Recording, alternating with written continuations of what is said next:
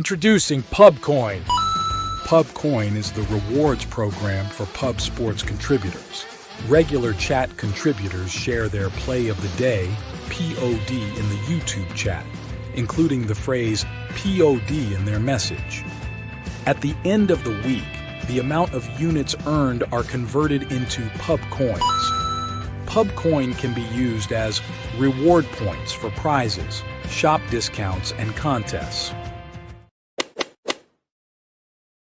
Hey, what's going on, y'all? It's Mills here, Pub Sports Radio. Do you guys want to challenge the personalities here at Pub Sports Radio? Do you guys think you're better than them at entering in your MMA predictions and picks? Would you want to get paid for it? $100? Here's how you do it, man. You sign up right here at the link below. It's just this easy. PubSportsRadio.com. Enter your email. Pick your weekly picks.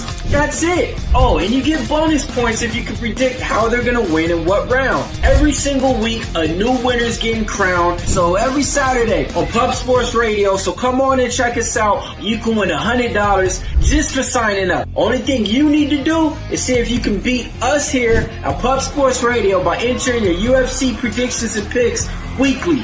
Do it. I dare you. See you guys soon.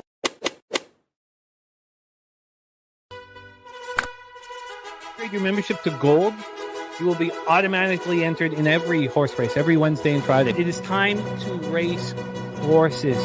We are racing camels today. Shout out to the Gold members. We're racing in San Antonio immediately here. And we're off. 2 minutes, 74 canals on this racetrack. It's wide.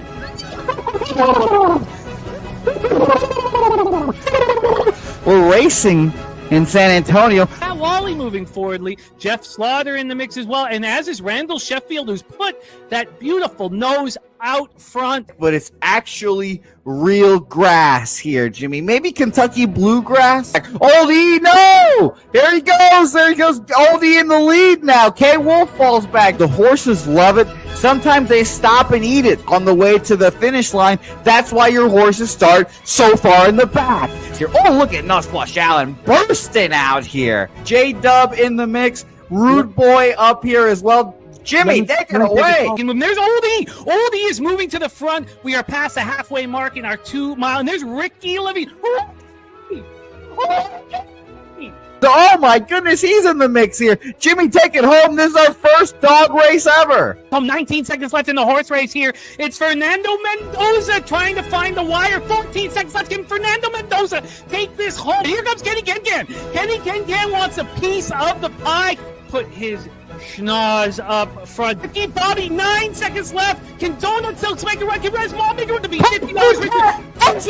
You son of a bitch! Here comes Tori Coker. Kenny Can Smoke and Mirrors. Director 97 home. That is the way. Here comes Jason Meyer, the Eldorado custodian. Billy Friedrich. Jones one all coming down the advantage. Coin!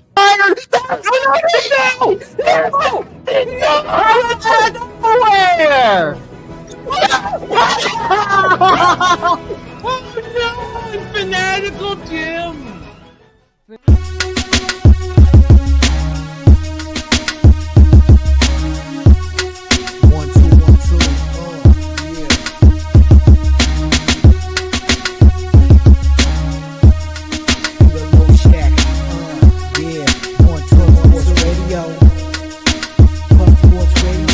From the corporate Peter Low Shack, legendary sports handicapper, more dapper than a dom. Father young phenom, known as Jimmy, who declared one day that the bag was here to stay. Information like a PSA when we all PSR, Pub Sports Radio, bizarre. There's a man named Slaughter and he flipped the script. No competition in this but they quit the trip. But we say we be pubbing, better with the bag and you love it. We want it top 10, we above it. Legend. What up, cappers, gamblers, punters, hustlers, low baggers? Happy Wednesday, January 29th to all of you. Thank you for watching Betting with the Bag right here on Pub Sports Radio. Monster day yesterday. 14-6 plus 7.6 units. And that's going 0-2 in overtime. Losing Fresno State plus 8 in overtime. So it could have been an absolute monster day. 9-4 plus 4.61 units in college basketball. Sweep the board in NBA. Hawks plus 6.5. Blazers plus 5.5. Sixers plus 5. Only the Hawks was somewhat close. So many of these bangers in college basketball won outright. Started poorly. Georgetown plus 4 lost. Then Seton Hall plus 3 covered. Lost by 2. Buffalo plus 7 outright win. Georgia first half full minus 4, full game minus 7.5. Just easy victory. Kent State first half minus 7. I mean, they were up by 20. St. Louis plus 6. They won outright. Butler plus 7.5. They lost by 9. So that was a loss. The Fresno State plus 8 lost in overtime. Colorado might have been reaching on minus 3. Gonzaga first half full game. Just sit back and cash it. Northern Illinois first half plus 9. So easy. Sit back and cash it. I shouldn't say so easy. I mean, that's a little much, but very, very relaxing casher. 9-4 plus 4.61 units there. 2-2 in NHL. Needed. Wasn't on the Knights on the -1 line. If they could have taken care of business in overtime, they had the breakaway to start off overtime. But then Wyatt Johnston scored the third of his hat trick. Sabres cashed, Avalanche lost, Ducks cashed, Knights lost. So still not where I want to be yet in NHL. Shout out to all the cappers in the chat. It felt so good making so much money yesterday. I just want every day to feel like that. And if we stay focused, we'll have many more days like that. Way more days of glory than days of struggle. So let's stay focused and let's get the money. God, jeez, I just can't even tell you the feeling. I don't know if certainly don't know a better feeling than just sitting back and just cashing and cashing and cashing. Now, I needed to go 9-4 just to get back in the black in college basketball on the season. So let's, stay in our shoes. NBA, we're having a strong season, so that's continued. And NHL, I'm not where I want to be. There's so much work still to do. Shout out to Kong's Clips in the house. Houston, first half. And then we got Stacks, plays of the day. LSU plus 12.5 and Ole Miss -6. I know we got to get right to work. We have a real hefty college basketball slate here. Now, we're not going – it's different. It depends what cappers you work with. There's certain cappers that you can try to run through 29 games with, and we tried to do it with Pete. Now, that worked very well for me. I don't know if that worked well for the show. We'll discuss if that's something that we'll continue to try to do. But today we're focusing on action. I've even made 2 college basketball bets before coming to the show, which makes me nervous. But we have a nice juicy card, a Daby Cab with best bets at the end of it. Pig Milk play of the day from Billy Friedrich and Morgan Spooner, best bet in as well. That's UIC and Radford respectively. Let's get that copied and pasted. We got to get right to work. We have 5 games on the NHL slate, and I'm excited to work with our man, Mr. Gogster. I don't have updated records yet for Brizzy in NBA and Gogster in NHL. Gogster's almost done, and I should have. It's just so overwhelmed with capping, and so all of that will be caught up now. CMac, and Daby Cab with college basketball still needs to happen here. Billy Friedrich here, Wisconsin plus 4.5 money line, Virginia money line, UMass plus 5, Omaha money line, Northwestern, St. Mary's, and Boise State. Thank you so much for sharing that with us here. I will copy here. So let's get this copied and pasted. Let's roll. So great to see all of you guys. Respect play of the day in business. Troy Torrance ready to get to work. BJ Dougie Wise, Res Mob. I've rocked with Troy Torrance on the first bet, or second bet I've made, but the first bet on the cards, the Troy Torrance plan of action I'm rolling with. Nasty Nate said, told you all St. John's first half and full game. Absolutely right. Great job, Nasty Nate. Great work. We got Aaron Malavo in the house. He had a 4-teamer and only lost was Vegas Golden Knights. Sorry. Dallas Stars haven't come back from a second, going into the third period with a deficit all season long. And of course, they do it when we're on there. And then Slatsy got screwed last night with a late scratch of Vasilevsky. Isn't that crazy? Jonas Johansson goes in and they're a complete mess. They lose all their confidence. And then Slide says our Habs future took a big hit with Gooley going down with what looks like to be a serious injury. Great to see all of you guys. MMA locker room ready to go. Great to see all you guys. Let's get right to work. Right now and bring on the star of Wednesdays here. He did a spectacular job holding down the fort for me on Tuesdays with NHL. And we're going to get more of your next guest on the channel here. I'm working everything out, figuring out the schedule as I'm back to Tuesdays to Fridays, which I'm so happy for. I miss the action. I miss the rush. I missed it so much. Tuesdays was Bankroll Blitz, which was extremely important to all of us, especially our bankroll and all that stuff. But God, it felt good to be, hammering the board last night. Without further ado, please welcome our first guest on today's show. We got 5 guests rocking with us, coming to us from Bell Vegas, dirty Belleville, Ontario. Our friend, Mr. Gogster. Gogster, how are you, my guy? Doing good, Jimmy. 5 games today, ready to rock. Yeah, man, it's been a minute. Let's get after it. Let's get right after it. Saturated, I would have to go back to the notes from yesterday's worksheet. Every worksheet. Oh, again, for you guys who are, building the worksheets that I build, my worksheets are many pages deep, but again, it starts with that skeleton of the exact order. All you have to do is copy and paste that with the records and then build your own notes underneath. But we'll go over that Rockets spot. Great to have Blackdoor King back in business with us. Nicholas Handy, Bet the Sky, 76ers money line was cash money yesterday. Yeah, you were a monster. I mean, I had the points, but I didn't need them. And I waited till I got the 5, but we'll get into all of that right now in a little bit. Time to get into NHL, Mr. Gogster. So let's roll. We start at 7 p.m. Eastern. The Minnesota Wild 29-17-4, 18-5-3 on the road. The Toronto Maple Leafs 30-18-2, 19-10-0 at home. We're at Scotiabank Arena in Toronto, Ontario. Philip Gustafson is listed, and we know he's going to be in because this is the first of a back-to-back. They play in Montreal tomorrow night, and it'll be Marc-Andre Fleury's final game at the Bell Center. So Gustafson is in that. He's not been as good of late. 2.61 goals against average, 913 save percentage, 3 shutouts. Joseph Wall has also not been as good as of late. We said this was going to happen. He needed Stolarz. He's never played this many games, and he seems to whittle a little bit under the difficulty of being a 60-game plus a goaltender, which he's never come close to, So Minnesota power play. Oh, so he's 2.67 goals against average, 907 save percentage now. Minnesota power play 19.4%, 70.2% penalty kill. Kong's clips, that was a thing of beauty here for Louisville basketball.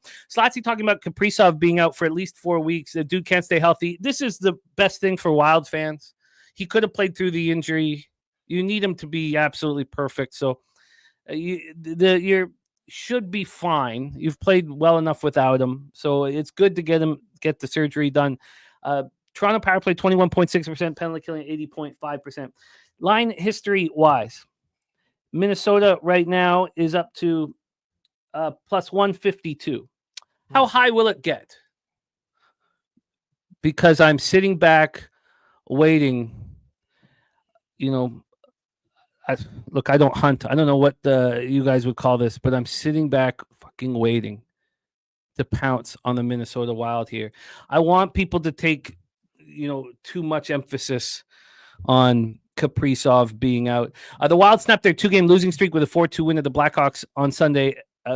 So they welcome back star young defenseman Brock Faber, who I said 2 weeks ago, he's the most important player on the Minnesota Wild. They welcome back Brock. He's more important than Kaprizov, who's a phenomenal talent. They welcome back their captain and top 4 defenseman, Jared Spurgeon. And they also welcome back Kirill Kaprizov as well, Kaprizov. And they needed them back. They lost 5 to 6 games before that Blackhawks win. So Kaprizov only lasts 3 games. He's undergoing surgery now, expecting him to miss at least 12 games, at least 4 weeks. He was playing 20 minutes a game. He says he was playing at 60%. Well, that's not enough. He did have 8 shots over those 3 games, recorded 2 assists. He's been phenomenal this year. 23 goals, 29 assists in 37 games. Jonas Brodin remains out. Look, that's a problem. Marcus Johansson also has missed 5 straight games with a concussion. So they've moved Brodin to long-term injury reserve, and they're going to call up a forward because Marcus Johansson is out. The Leafs are a well-rested group. They come in off their second straight loss, 2-1 at Ottawa on Saturday. The Leafs injuries are mounting. So they're missing 3 centers in Johnny Toronto, Johnny Tavares, Connor Dewar, and Calle Jarnkrok. Now, Dewar and Jarnkrok are depth pieces, but number 1 left winger Matthew Nyes is day-to-day with an upper body injury. It's unclear if he'll be able to play tonight. If he's out, that's 2 of their top 6 forwards out. Max Pacioretty is expected to return tonight. You can tell the lack of depth on the Toronto Maple Leafs. He was practicing on the number 1 power play unit. This is a team that should be faded. Who cares about rest? We just sit back and wait. Sit back and wait for this line to keep going up. And that's what I'm doing. Take it away, Gogster. Wild Leafs. Yeah, so just an update on Knives there. He is skating today in the optional skate. Same with Tavares. Don't expect him to go. Not sure about Knives. Because Knives is upper body injury. Yeah. So it's an optional skate, right? It's not a practice. So, Yeah. I mean, it's a very important point, but do you think that means he'll be in the lineup? 50-50. I don't even, it's hard for me to say what that means. It means at least he's testing it out, so he can at least, he's not out for sure, but it would just because, like you're saying, because he's skating doesn't mean he's going to play. But yeah, the back-to-back, the goaltending situation, this is a tough cap, but I think with the injuries and I think Gustafsson, he is 11-2-3 on the road, Jim, 926 save percentage, 205. He's been a good goalie on the road for this team. I don't believe he played the last game. I'll have to double check that, but the back-to-back, missing some offense there. Johansson, Kaprizov now again. I'm going to go with the no goal guys. First 9 minutes, 30 seconds here. I don't expect this to be a high-scoring game there. Both teams, Minnesota coming off that win. Toronto's coming off, 2 losses here to Columbus and Ottawa, only scoring, 1 goal in each of those 2 games. Yeah, no goal in the first 9 minutes, 30 seconds. Jim, also Stolars, he is skating too, so he should be back pretty soon. Stolars. I think Wall and Gustafsson are going to have a good showing tonight, despite their numbers been a little iffy in the month of January. But yeah, I'm going with the no goal first 9 minutes, 30 seconds. Don't like the penalty kill from the Wild their last 30 days. It's gone down to 69%. Power play, like you said, around 19%. Slight advantage of Toronto on the special teams, but it's a tough cap. I think it'll be a lower scoring game. Goalies should shine here, I think, Jim. And what was the line on the no goal first 9:30? Plus 115. Plus 115 for Gogster. FM Brush 2680 in the house. Latsy saying 3 of the last 4 meetings have gone to overtime. He's looking at another OT situation. So this line opened up with the Leafs at minus 165. They're now minus 169. Again, I am waiting. I don't, I time things okay of late, so it's just another situation where I'm trying to time it right. This total's at 5.5 minus 111 to the over. Is exactly where it opened. We've had no movement there. Gogster on the no goal first 9.5. I'm going to be on the Minnesota Wild, but I'd like plus 160. Now, as it's moved to plus 152 offshore, I'll bet 365. It's still plus 145. Maybe plus 150 will be a minimum for, but I'll bet it regardless. I'm going to be on it regardless. Let's roll on to the next spot on the board. And there's Fat Wally in the house. We are less than 2 months away from all hanging out together at the Southtown 101. 7 p.m. Eastern, we have Los Angeles Kings 26-15 and 6, 11, 12, and 5 on the road. At the Florida Panthers 29-19 and 3, 13, 9, and 2 at home at Amerant Bank Arena in Sunrise, Florida. I got Darcy Kemper and Sergei Bobrovsky listed. Spencer Knight trying to take over that number 1 spot, but both goalies are playing very pedestrian hockey, Bobrovsky and Knight. Kemper 14, 5, and 6, 2.17 goals against average, 919 save percentage, 2 shutouts. Bobrovsky 20, 11, and 2, 2.80 goals against average, 898 save percentage, 1 shutout. Kings power play is being weak, 15.9%. Penalty killing 81.9%. Very strong. Florida power play 24.2%, penalty killing at 79.1%. Now, it doesn't always work betting the team that just lost now back at home when they played the opposition within a week. We know that it doesn't always work because Vegas let us down last night. I do think the Panthers are a bit of a different animal. I wouldn't say this is the perfect situation to back Florida, but again, one of the keys we have here when we back a team coming back from a home trip or from a road trip, is that they have the full day off. So Monday's the travel day, Tuesday's the full day off, and then Wednesday they get back to work.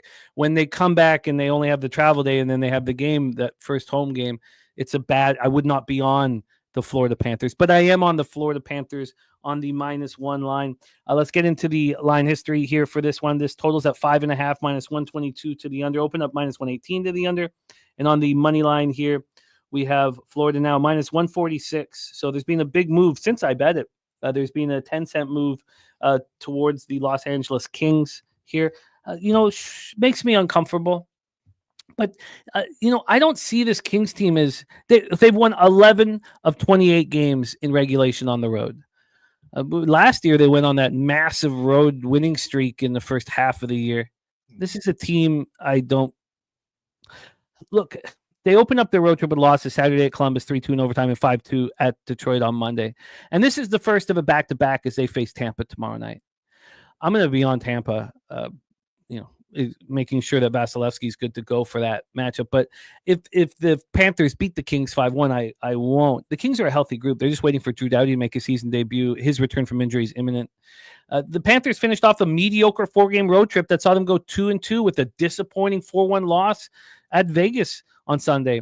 They outshot the Knights 34-26, and they out-hit them 36-14. This is a healthy group. Philly Eagle Flyer says on Kings money line, fading Panthers home from the road trip. I get it, Philly Eagle Flyer. So as you guys know, how I handle these things is if it was a successful road trip, there was zero chance I'd be on the Panthers. And also, Philly Eagle Flyer, start keeping track of when teams have the extra day, because you'll see that they perform much better on their first game of the homestand. But I get it why you're on the Kings. No one talks friend off a dog. Take it away, Gogster. I'm on the Panthers -1 to +106. I got -150 on the money line, +165 on the puck line. And even though there's been the change, there is a change here too. Yeah, there's a 10-cent move at 365 too. Okay, take it away, Gogster. Kings, Panthers. Yeah, I think the issue with the Kings, guys, is I'm just looking here last 30 days. Kings, they're only getting one guy that's really putting the puck in the net. That's Andre Kempe. Kempe's got 7 goals. Other than that, Turcotte's got 3, Fiala's got 2, Byfield's got 3, but they're just not getting a lot of goals from the rest of their team. Then looking at Florida guys in this month, Reinhardt's got 7, Boqvist's got 5, Rodriguez has got 4, Lundell's got 4. So they're getting a lot more production from the team. Day off, rest, Jimmy's talking about. I think it'll be a lower scoring game, guys, because looking at Kemper, he's been one of the hottest goalies, Jim, this month. He's 5-3-1, but he's got a .937 save percentage, 1.68 goals against. He's pretty solid on the road. He's got 5 OT. Games go to OT where he's lost, but I think this will be a tighter game. And also, both these teams, the last 10 games at the end of the first period, they've been tied. I'm going a little off board here, guys. I'm going with the first period draw here, +160 between the Kings and the Panthers. I think it'll be a tight game. Kings aren't scoring, got a good goaltender right now. Power play's not humming. I worry about them 60 minutes. I think Panthers are a better team, but early here, in this first period, I expect it to be a draw. So a little draw +160 there, guys. I like it. I like it. I like it a lot. It makes a ton of sense.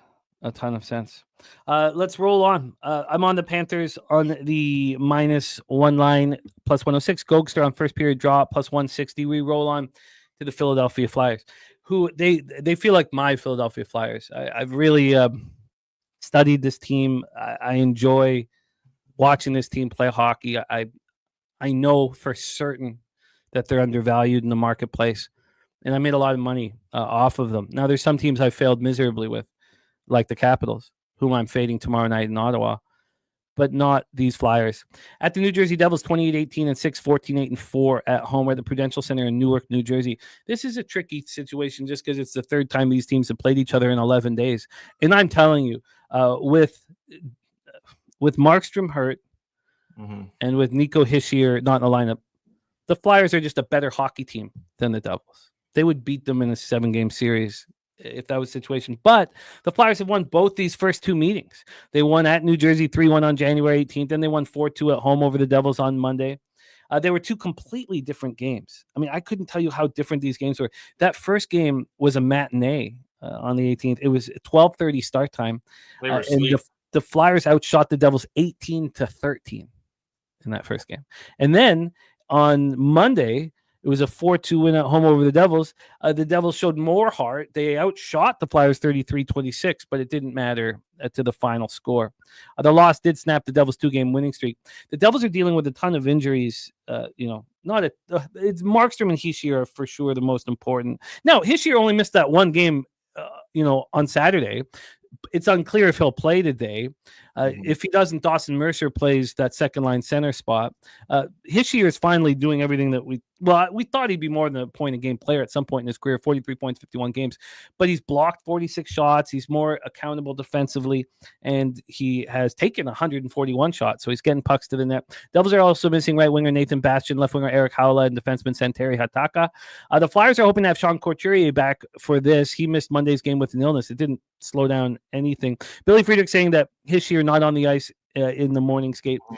Look, I think the Flyers are quite likely to win again at the Devils. I just, I've cashed on both of these spots against the Devils, and I'm hesitant to go back. So I'm off of this spot here. Line history wise, we have the Flyers at plus 161. They opened up plus 162, so there's been no movement on the side. And then on the total, we have a 5.5, and it's minus 115 to the over.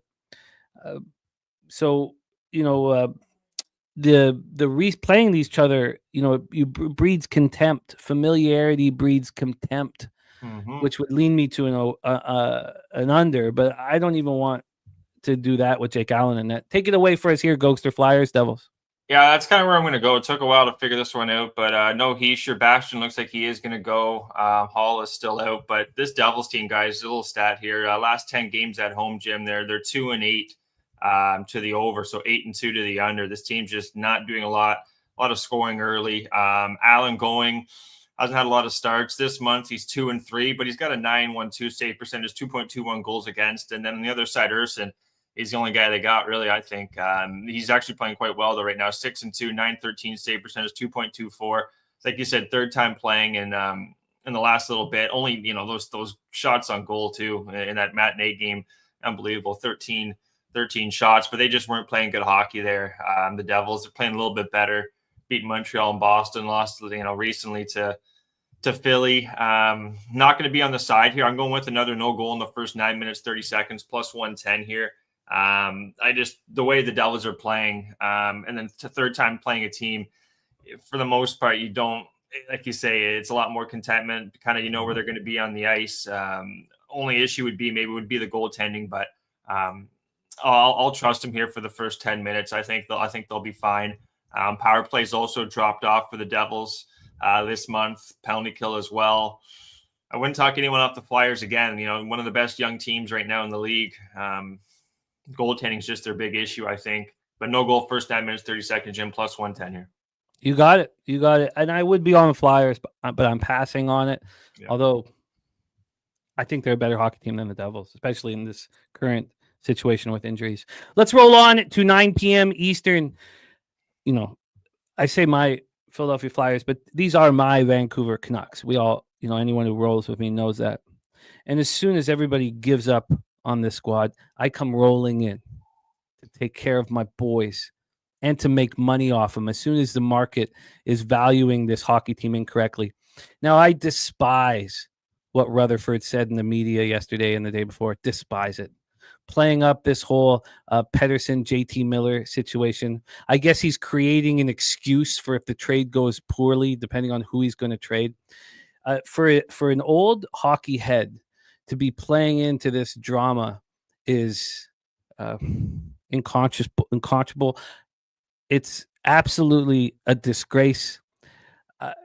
For someone who's been in this game to play up this fucking drama like he's watching a soap opera, I'm building this hate for Jim Rutherford, and it's building up and it's building up. Now he's too old, for me to go kneecap. But what a fucking ass clown playing into this goddamn drama. It's just, it's hurting the players. I just can't believe he keeps playing up to it. It's just beyond my comprehension here. In saying that, the Canucks are playing very well right now. Second straight win. They dominated the Blues. Their power play was humming. This is game 2 of a 3-game trip. They were happy to get out of Vancouver. Now they play at Dallas on Friday. It's going to be a very difficult hockey game. They have to win this one. Dakota Joshua could return from the IR for this one. Now, he got hurt January 3rd against Nashville. Unfortunately, Kiefer Sherwood is not traveling with the team. Mm-hmm. He's been phenomenal this year. Career high in goals. He was leading the league in hits before he got hurt. So that takes the toughness away from the Canucks. But this is a ridiculous situation in the marketplace. It's just absolutely insane. So this totals 5.5 minus 113 to the over. So there's been a slight move towards the under. Look, Thatcher Demko is listed and he's been terrible, and Lankinen could, take over that spot, but I still believe in him. Thatcher Demko. I still believe he's capable of being a good goaltender here. I got plus 130. It's down to plus 126. And Nashville had their 5-game winning streak snapped in a 5-2 loss to Anaheim on Saturday. Look at the teams that they're beating. I mean, they're weak teams, and they're in great situations against those weak teams. They head to Buffalo tomorrow. They face the Sabres on Friday and the Penguins on Saturday. They're missing 3 useful pieces in their lineup. Luke Evangelista, I think, is the real deal. Mark Jankowski. I think Luke Evangelista will be a 40-goal scorer at some point in his career. Mark Jankowski out. Jeremy Lauzon, a defenseman, out. So a winger, center, and a defenseman out. This is ridiculous, this price. I'm on the Canucks at plus 130. Gogster, take it away, my man. Okay, so I think Lankinen's going to be starting here, Jim. They're going to start him again. Wow. Well, that probably is the best for the team. Yeah, from Max Hurst there, from his first off the ice. That was yesterday. So Lankinen, he's got a good record on the road. This is a tough game, but this team's bit me in the ass a lot, Jim. But they're 8-1 in the first period too. Nashville at home, their last 10 games or 9 games, they've gone over. They're scoring goals. They're coming off a loss. Played some weak competition though. I can't lie. San Jose twice, Anaheim, Chicago. They beat Vegas, Minnesota, 6-2, 5-3. So I do think Nashville's going to get him here. Vancouver has been playing well despite the hate on them the last few games or from the media. Good win on the road. I just think Nashville bounced back. They're finally kind of catching the rhythm, I think, Jim. I'm going to go with Nashville in regulation. I got plus 105. Tweeting that out here in the next 20 minutes, guys. But I do think Nashville are going to get them. Like you said, Spot, they got 2 road games coming up at Buffalo, at Pittsburgh. Coming off that loss, I don't see Nashville losing this one. If they did, they could, but minus 145, that's about the max I want to go. I wouldn't be taking this at like minus 160 or anything, but minus 140, I'm seeing 365, but regulation, guys, plus 105. I think Nashville get them here. I can't wait. You add an extra level of excitement to the game. Now, I don't know if you can back the Canucks on Friday, but the Vancouver Canucks are a bet-on hockey team. I was fading them nonstop, telling everybody to fade them, and it was very successful. It's switched. This is a bet-on hockey team, especially when they get out of the media circus of Vancouver. Yeah. I'm on the Canucks at plus 130. Gogster on the Predators in regulation at plus 105. We roll into our last game on the card, 9:30 p.m. Eastern. Pittsburgh Penguins 20-24-8, 8-14-5 on the road at the Utah Hockey Club, 21-21-7, 8-11-4 at home. We're at the Delta Center in Salt Lake City, Utah. Alex Nedeljkovic and Connor Ingram here. Nedeljkovic, 8.94 save percentage, 3.21 goals against average. He's not very good, but maybe with Yari being bounced, you can have some confidence to try and hold on to the number 1 spot over Boakfist. Connor Ingram is listed. I'm not sure if he'll be in. He's certainly the weaker of the 2 goaltenders, which is something that we've talked about. Connor Ingram, 8-6-3, 3.34 goals against average, 880 save percentage. Pittsburgh power play 26.2%, penalty killing 79.3%. Utah power play 21.9%, penalty killing 81.7%. On the money line, Utah right now is just minus 133. They opened up at minus 140. We've had a slight move to the Pittsburgh Penguins. On the total for this one, we have a 6. It's minus 109 to the under. Open up minus 107 to the under. A 2-cent move towards the under. These are 2 teams that aren't bettable. They just can't be backed. Penguins are 2-4 so far on the 7-game road trip that ends tonight in Utah. Generally, that last game of a 7-game road trip is not a very good spot. But with Sidney Crosby and the team only winning 2 games on this trip, and those 2 games were in the first 3 road games, they've lost 3 straight. They lost to Anaheim, Seattle, and San Jose by a combined score of 11-3. You can think that Crosby will have these guys accountable and ready to go. If I had a free bet, if we were in Vegas and free bet last game tonight, maybe. Look, these are 2 unbettable hockey teams. Pittsburgh will be out without Evgeny Malkin. Who cares? I mean, you watch that guy. He's the slowest skater out there right now. I mean, we obviously have a vividness bias of him. He's had a spectacular career, but he's so slow out there. Utah comes in off their second straight loss, 3-1 at Ottawa on Sunday. This is the beginning of a 4-game homestand. Mikhail Sergachev will be a game-time decision tonight. He's missed the last 5 games, and they had that bounce where they all came together at first, and then they start losing without their defenseman. He's playing 26 minutes a game here. So he'll be back. Now they're missing Dursey and Bortuzzo, and they're missing, as Slatsy talking about, their star right winger, Dylan Guenther. I don't want either of these 2 hockey teams. I don't want to bet on them. When you have money on these games, it's very difficult to be watching teams that you don't trust, and I don't trust either of these teams. And Dubas is an ass clown of the highest degree, and he comes, from the Rutherford team. I know Rutherford was gone before Dubas came in, I thought Rutherford was the right man for the job because he wanted to trade either Malkin or Letang, and the Pens wouldn't let him. You know what the Pens should do, and they'll never do this, but the only way to actually start over is to trade Crosby. I don't even like saying it, but I shouldn't say it. He should play the rest of his career in Pittsburgh, but they need to do something to start over, and they have nobody worth anything but Sidney Crosby. Take it away, Gogster. Pens, Utah. Yeah, it's tough for this team right now. They played back on, where is it here? On November 23rd, but they had Sergachev, they had Bortuzzo, they had a couple guys that weren't in the lineup. Now Sergachev, I'm just seeing here, Jim, he is game time decision, so he could go. Also, no Guenther. Jersey's out too. Bortuzzo could be back soon, but this game, it is a dumpster fire kind of game. I do expect, though, last game of the road trip, Pittsburgh is gonna they got a Utah team that's banged up, not playing the greatest hockey either, allowing quite a bit of goals. Ingram's going. The one thing about Ingram, though, he's only had 4 games in January. Before that, he played November 18th, so he hasn't had a lot of hockey under his belt, but he's had 32 of 30, 24 of 22, 25 of 23. Just the last game against Winnipeg on the road, he allowed 4, but he hasn't been too bad. I do think there'll be some goals in the first, though. Both these teams aren't playing good, should come out strong. Weaker goaltending. Ned's not that good on the road, too. That's all they got, though. So first period, guys, I went with over 1.5, minus 125. I was going to go both teams to score, but, minus 125, I think that's got a good chance to hit at that number. So should be some goals early. Sidewise, it's going to be a gong show. I would give a slight advantage, though, to Ingram over Ned here. Yeah, I get it. Turnsey saying I think they're just accountable enough to win this game. Sid will have them ready to go after losing to the Sharks. And we watched Bobano use that angle of teams that lose to the Sharks backing him on the next game. This would be a situation that would work here. Dan Bonner on Logan Cooley over 2.5 shots on goal, plus 115, says Cooley been firing lately.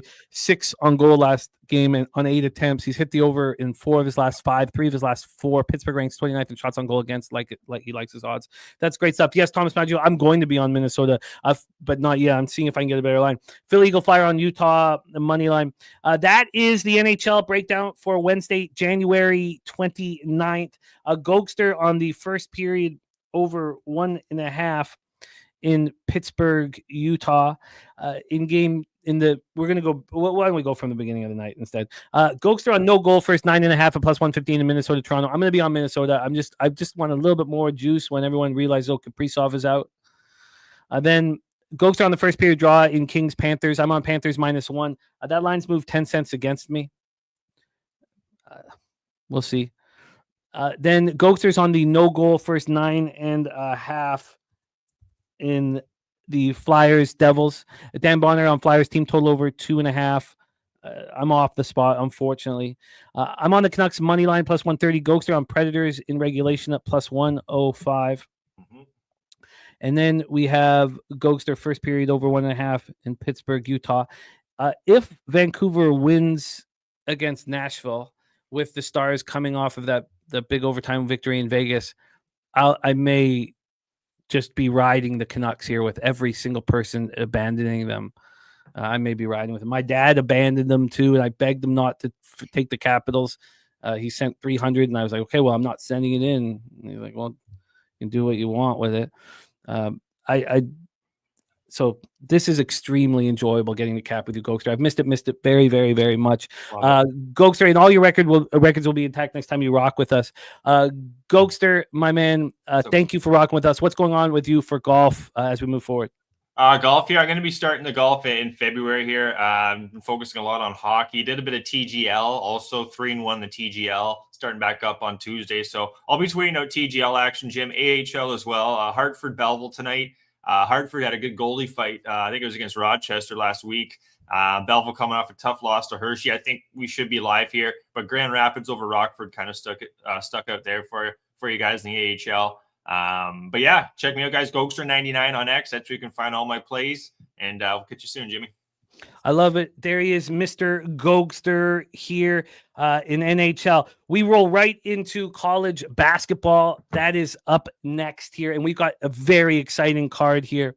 A very, very exciting card here. Res Mob says, Jimmy painting pig lips again. Well, that when you go through 29 games, it's easy to find those pigs here. Now, a great thing here is we've got a really nice mix. Now, there was 53 games or 54 games on the card. We can't cap them all, and I wish we could. But yes, there was a lot of lipstick on pigs, and a lot of those pigs won out. Buffalo winning outright. St. Louis, so +7. St. Louis, a +6 winning outright. So a lot of the pigs were extremely enjoyable. Troy Torrance says, would be more exciting if we had North Alabama on the card. I did reply to you, Troy. North Alabama is on the card. So again, just look in the video description. It will tell us all of the games here. North Alabama, it's got to be on the card. Is it? Did I leave it out? Maybe I left it out. Did I leave it out? No, it's right there, Troy. North Alabama Lions, Queens University Royals. It's right there. Okay, let's get to work here and bring on the star of Wednesdays and Friday college basketball action. He's anchoring the college basketball breakdowns on Wednesday and Fridays here for our show. Please welcome from Las Vegas, Nevada, our friend CMC Music Factory, Conor Mac in the house. It's getting kind of hectic. CMac, how are you? Getting kind of hectic. I like it. What up? I'm pumped up about this card. CMac has sent in 3 spots that he wants to attack, and it really rounds out the card. Because when I send Connor the game with 54 games, I want to get to a lot of the games that you guys want to cap. So there's big games, and I'd rather be pulling out the lipstick and finding pigs to put it on here. But Connor's added immensely to the card. He's added UAB Tulsa. He's added Arkansas State, Southern Miss, and he's added Duquesne St. Joseph's, and that makes this card, in my estimation. So let's get this all set up here. Again, coming off my first Tuesday in 5 months, 9-4 in college basketball, with losing again, CMac losing Fresno State +8 in overtime. Again, every fucking day, there's a huge dog that loses over that. And, I messaged Troy, and Troy's like, it's uncanny how this is happening. I guess we should be betting the home favorite in overtime -3.5 or 2.5 or whatever it is, which sucks. But I guess I should start doing it. How was your night last night? It was good. 4-1. Oh, nice. I'll take it. I've been running pretty well here the last 4 or 5 days, so let's just keep it rolling. We start at 6 p.m. Eastern. This was a spot. This is an angle that Troy's been using with great success. Now, I won't talk about the angle. It's Troy's angle. You can talk about when you'd like to. But it's one he's been using with great success. And he was talking about this spot, and as soon as the line opened up, it was just getting hammered. I knew that at this point we wouldn't have the information that we need so badly. Let me refresh action and see if I'm getting anything here, information-wise, on any of these games. It's just taking a second to load. But I would prefer waiting to have the information here. But looking down at this card, it's just the big, well, some of the smaller schools we're not getting information on Colgate Army. This opened up at 4.5, and it just, it just immediately was flying towards Colgate. I got in late. At the point when I got the 6 at -110 at 365, it was 6.5 at almost the pick 'em at the very sharp offshores. And we have a 6.5 right now. Since it moved to 6.5, there's been a slight move towards Army. I mean, a 1 cent move towards Army. So Army's juiced at the 6.5, and there are still 6s on the board. When we get to the total here in this one, we have a 143 juice. Oh, no, 143 to pick up. It's opened up at 142. So we have a 1-point move towards the over. And Army was rolling, but look at the teams they were beating. So we'll start with they beat Lehigh on the road 74-69. Lehigh's at the bottom of the Patriot League, 2-6. Then they beat Lafayette 70-68. Squeak by them at home. They're second last, tied second last in the conference at 3-5. Then they beat Boston University at home, a huge win against a team that's tied with Colgate. Then they beat Holy Cross. Holy Cross is at the bottom of the table. So they had that one game. Now they're coming off losing at home to Navy by 13. And this isn't the type of spot that I would generally want to fade a team when they played so badly. 31.1% from the field and 23.3% from 3. They were 2.5-point favorites. They opened up as 1.5. It became bigger. Obviously, they played terrible. Now, that game means something when Army plays Navy. But Colgate's winning streak was snapped against who many believe is, if it's not Colgate, the best team in the conference is American University. They lose at American 81-77. They were 2.5-point road favorites, and they don't get the job done. They shoot 48.2 from the field, 42.1 from 3. This spot to me was that after studying these teams, if we could not put so much emphasis on the home court that Army has, which won't be the same as when Navy was playing them, then Colgate's just a much better basketball team. Now, could I have gotten in at 4.5 or 5? I wish I did, but I got the 6 at -110. My second bet on the board here in college basketball before the show started, and that's the first time this entire. Oh no, I guess a couple times. But we're talking a handful of games I bet before coming on the show. This is one of them. I'm on the Colgate Raiders. Take it, and we have no cash flow information. Take it away for us here at CMac. Colgate Army. Yeah, I mean, I get this move a little bit. I wouldn't touch more than 6.5 with this Colgate team, who've kind of just consistently, as they've been one of the better teams of this conference, beat up on this Army team, throughout the years. I mean, Army hasn't even got them once, I think, in the last 4 or 5 years. But they don't shoot it well enough. They're decent from 3. Both these defenses are bad. You could say even Army's a little bit worse. And Colgate's only 70% from the line, even though I think they are a little bit better basketball team. It's just nothing I can't get involved with here, Jimmy. So I hope you cash me. Thank you. I hope I do too. That starts out my card at 6. You good? Can you hear me? Yeah, your money. Right. Yeah, your money. Let's roll on. We have CMac backing our action here. Doesn't think we should go by higher than -6.5, but you can get the 6s right now. You can get the 6s right now.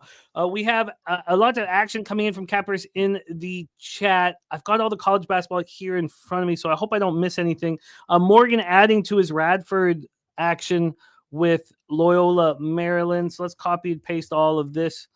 One thing that you can do on these huge card days, something that I do, is I copy and paste, everybody's action in the chat, and then the games we miss, if they have an edge on the game, and then I go over it and everything correlates, I move on it. So I will go over those spots, but we move on to a big one. Pete Maravich Assembly Center in Baton Rouge, Louisiana. We have the number 1 ranked Auburn Tigers, 18-1, 6-0 in the SEC at the LSU Tigers, 12-7, 1-5 in the SEC. A huge basketball game. This one pops off at 7 p.m. Well, LSU is somewhat dark times here in the conference. They've started out 1-5. Now at home, they took out Arkansas 78-74. Now Arkansas is 1-6 in conference and nothing to be proud of. But the other games here are road games where they lost to very good basketball teams. They started this conference schedule by losing at home to Vanderbilt, who is now in the top 25. That was their other home game of these 6 games. They're coming off losing 80-73 at Alabama, which is on the heels of losing, at A&M. I mean, we're talking about good basketball teams. They were 17.5-point dogs. It was 40-40 at the half. They did all that despite shooting 13% from 3. I wonder if this is a squad that has value.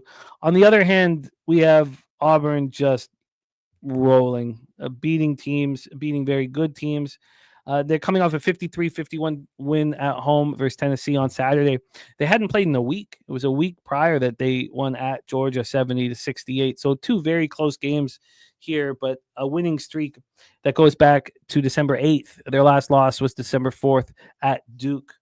So that's the situation here. Let's get into the line history for a big one here. This totals a 148. It's juiced to the under at -111. Opened up at 148.5. Now at 148. We've dropped a half point. And when we get to the spread, we have Auburn right now -12.5 market ride. I'm looking at a 12 that's -118, which is no different than a 12.5 at -108. Now, it did move to 12 6 minutes ago, and it was a legit 12. It's just 4 minutes ago, there was a 9-cent move on Auburn at that number 12. So it's basically we haven't moved, and we will get cash flow on this game, thankfully, here. So let's get the cash flow up here. We have 47% of the tickets and 71% of the cash on Auburn. We have 75% of tickets, 75% cash on the under. Take it away for a CMac. An interesting spot here with, not against Tennessee. I mean, they won against a great team, but an underwhelming performance at Georgia. Do you have any interest in LSU here coming back home? Take it away. Floor is yours, my man. Yeah, I do here a little bit. There's 13s here that are starting to pop up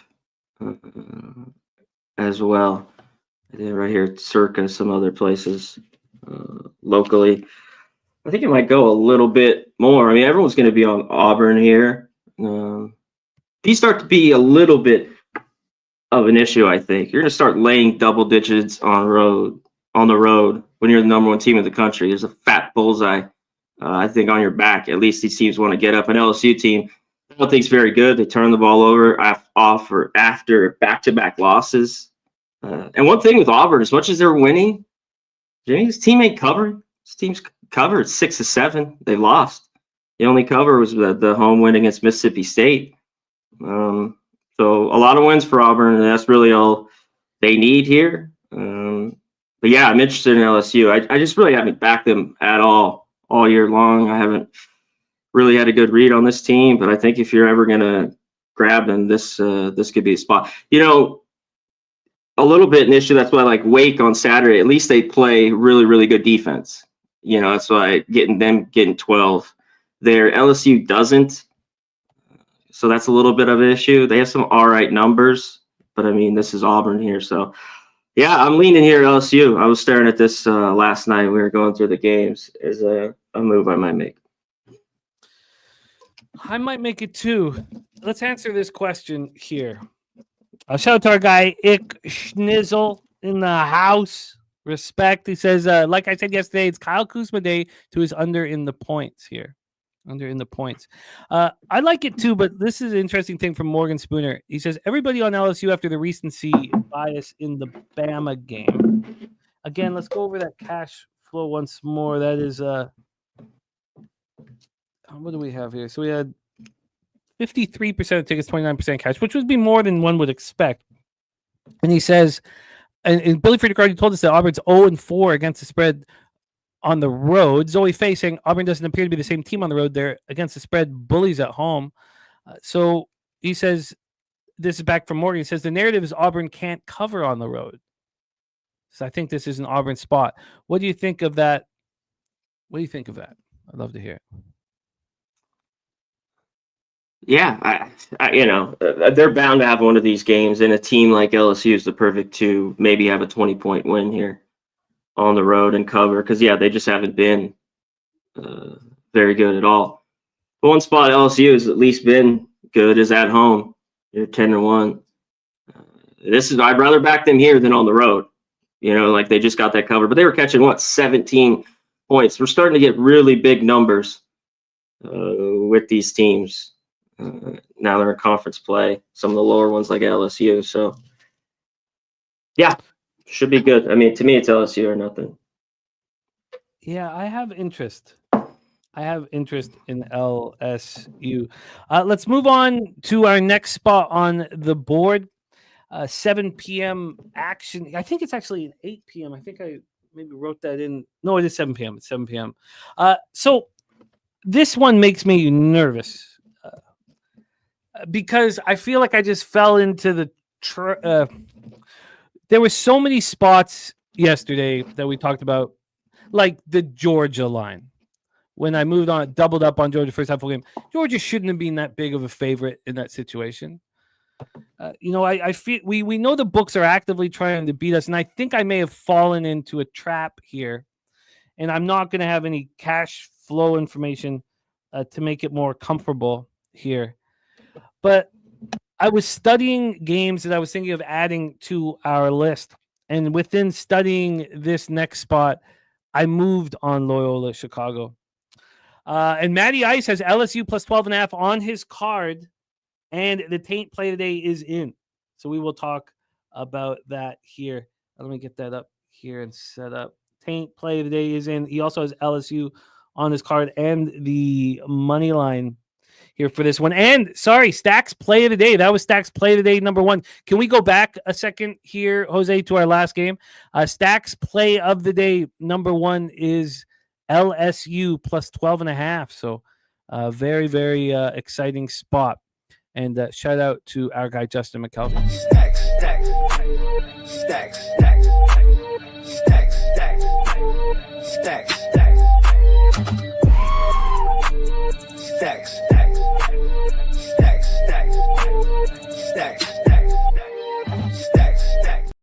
Troy Torrance also riding with LSU. Spot I feel is quite appealing. Let's move on here. 7 p.m. Eastern. Loyola Chicago Ramblers 12-7, 3-3 in the A10 at George Mason Patriots 15-5, 6-1 in the A10. We're at Eagle Bank Arena in Fairfax, Virginia. When this line came out at 8, I thought that it was too high. Now, do I have a vividness bias with the Ramblers? Did they put out a number where they knew they were going to get all this Ramblers cash? I told myself that, if this line didn't move, then I would buy off of it. Now, we do have a 7 now, but it didn't move to 7 until 11:18 this morning. This was exactly... So when I bet this at plus 8 and minus 110 at 365, offshore it was minus 118. I was getting 8 cents of value. But it wasn't moving until now. It's moved a point to 7. I would like to move it more. I'd like it to move more here. We have Loyola Chicago. We've seen them get destroyed on the road like they did to St. Joseph's, which made just annihilated 93-57. And then we saw them play very good on the road, losing 83-81 in overtime to Dayton. George Mason is rolling. Look, there's no question about how well this team is playing. They're coming off the victory over the Bonnies. It was a really impressive spot. They were 1.5 point dogs. They win by 13. This is a team that's obviously feeling very good about themselves. This makes me nervous, man. It makes me nervous. But I moved on the Ramblers plus 8 at minus 110. I fear, though, that the market's putting out a number they knew they would get action on, and let's hear what CMac has to say. So this is the second bet that I moved on before show, the Ramblers plus 8. Take it away, CMac. Ramblers, Patriots, in Fairfax, Virginia.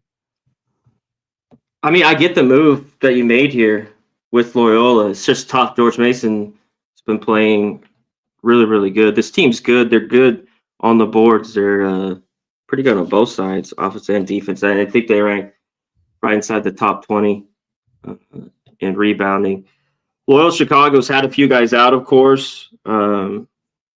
Austin's missed some games. He's back, though, which is a good sign. And they've been winning. You talked about, I think they've been pretty competitive. That bad one, like you mentioned, to St. Joe's. But these other games have been pretty competitive on the road. And they hit that bad kind of spot with his injuries and everything that went on, that 4 or 5 game losing streak at the end of December. So I think they could hang around here in this game. It's just, I thought George Mason's just kind of rolling right now. But these are the numbers when they start to get here or to double. I love to fade George Mason. They're the team I want, a small favorite, laying a couple buckets here at home or as a dog. And now you're catching them laying these. And they haven't covered these, Jimmy. I mean, was that Mount St. Mary 16.5, 11.5, Richmond, UMass 11.5, George Washington 8.5. That one was the killer. I wanted him there. So, I mean, I wanted George Washington. I didn't play him. And it was a 3-point game. So, hey, I like it. Get it. Yeah, I hope that it. If this closes at 6, I can sit back and relax. If this moves back up to 7.5, and I see 80% of the tickets on George Mason, I'll buy out of it. And it's an uncomfortable thing to say because I'm betting it and then I tweet it, I put it out on X, and so I try so hard never to do it because some people will trust what you're doing, especially when you come off a 9-4 day. So I try not doing it. So, but I'm on Loyola +8 at -110. Let's roll on. Next up for us, 7 p.m. Eastern, we got Duquesne Dukes. We stay in the A10, 9-11, 4-3 in conference at St. Joseph's Hawks, 12-8, 3-4 in conference in Philadelphia for this one. Let's set this one up. St. Joseph, and we have cash flow on this one, which is nice. The opening up St. Joseph -9, -108, a 3-cent move, -9 at -111. From a total standpoint here, we have St. Joseph's, the total at 138.5, juice to the under. I see 137.5 to 137s, but this just climbed up. This moved 15 minutes ago. So it's a 138.5 now, but other books haven't followed suit at this point. As I said, we have cash flow information. 32% of the tickets and 57% of the cash is on St. Joe's. 32 and 57. On the total, 61% of the tickets and 59% of the cash is on the under. By the way, we did get information on the total in that Loyola George Mason game. It's 88% tickets, 88% cash on the over, public on the over in that one. So here we go. These Dukes coming off 2 straight losses. They lose to Dayton at home badly by 20 and bounce back of sorts, losing at Fordham 65-63. Now, Fordham is not a very good team, and Duquesne were 3.5-point favorites, but they lost to a team. This is how bad Duquesne can be on the boards. They lost to a team that shot 39.2 from the field, 22.7 from 3, and turned the ball over 17 times. Duquesne shot fine, 44.6 from the field and 41.7 from 3. But a very interesting stat line to not succeed against a Fordham team that's, bottom of the conference, 1-6. We have St. Joseph's coming off that 77-72 loss to Dayton. So that was on Friday in this that we capped that game here. St. Joe shot 27.3 from 3. Dayton was 4.5-point favorites and covered by a hook. They were in complete control, 39-26 at the half, and St. Joe's came all the way back. That's the situation here for Duquesne St. Joseph's. Take it away for us here, CMac. Floor's yours. Yeah, I was trying to find this. Yeah, they're 324. I thought they were 315. Here's Duquesne. What they got to do is slow down this game here on the road. These teams, just 9 points to me is just way too much. One thing is, St. Joe's is off a loss here at Dayton, where they lost by 5. So I think they could have a solid game here. And when they've had some unbelievable shooting nights, they could run away and hide here.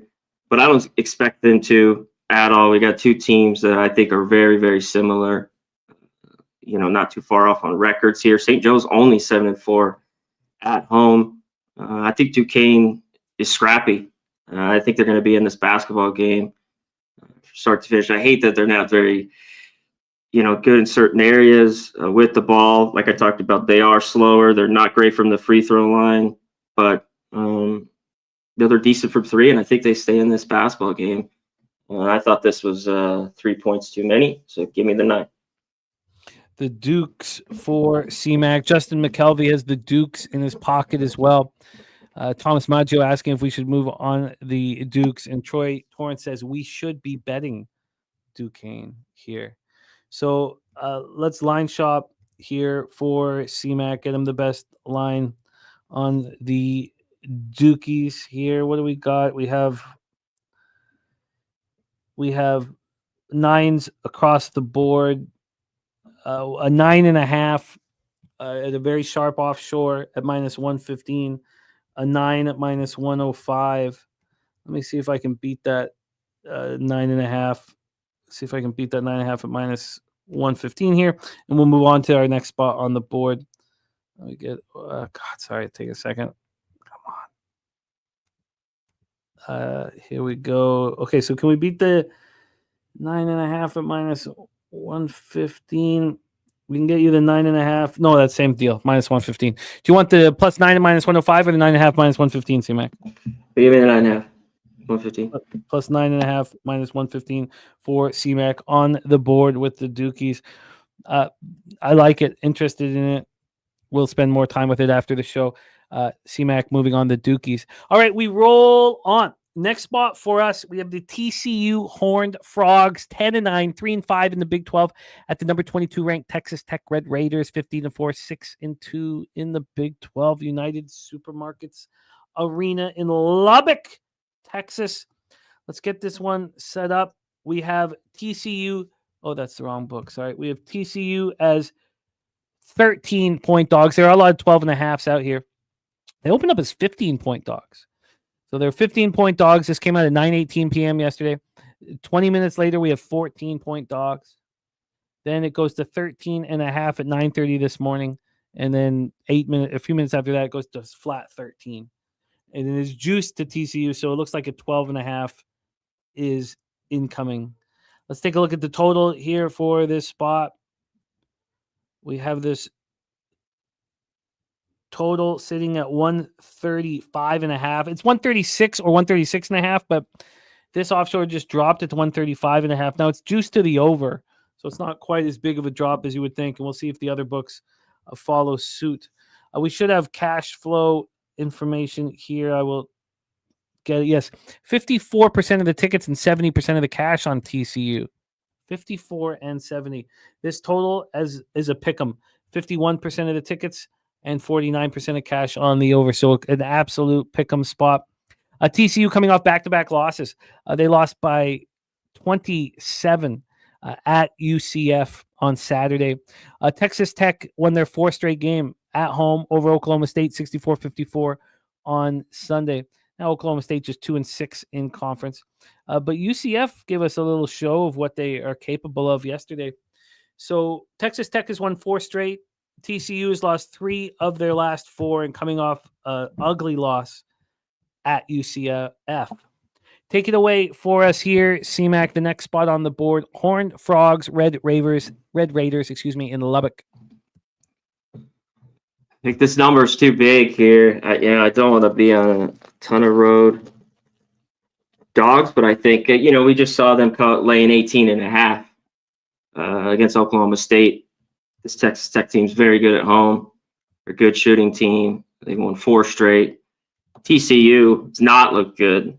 3 of 4 back-to-back, and they were pathetic in that game. 1 from 20 from 3. Now, they're not a good shooting team, but I think they got to be better here, Jimmy, than that effort against UCF. Of course, TCU, this isn't a crazy distance between these two teams, Texas Tech. I think they come to play. There's still 13s out here. I was even thinking maybe first half. I usually want to back Texas Tech at home, but I think some of these numbers have just gotten a little bit too big. And it's tough though when this is a TCU team that they could just go on these scoring droughts. This is the thing that hurts the most. And sometimes when's it come? And sometimes it's one half's fine, the other half they fall apart. They can't make a shot for 6 minutes, 7 minutes, and that could kill them here in this game. But I think this is too many. Texas Tech, they've actually dropped a couple at home, and then nothing really crazy except at the beginning of the year when they were blowing out these no names. Of course, winning by 40 points. They haven't really been covering at home at all. So I think it's TCU off the bad loss. And this has been a great matchup for them. For Dixon and this matchup. So yeah, I like the 13 here. This is moving quickly too. 13's available, but I see 12.5s now as well. It's just flying here. Absolutely flying. I just was curious to see what it would be here for me. It almost feels like something that you need to bet now. What was their numbers from 3 in that last game?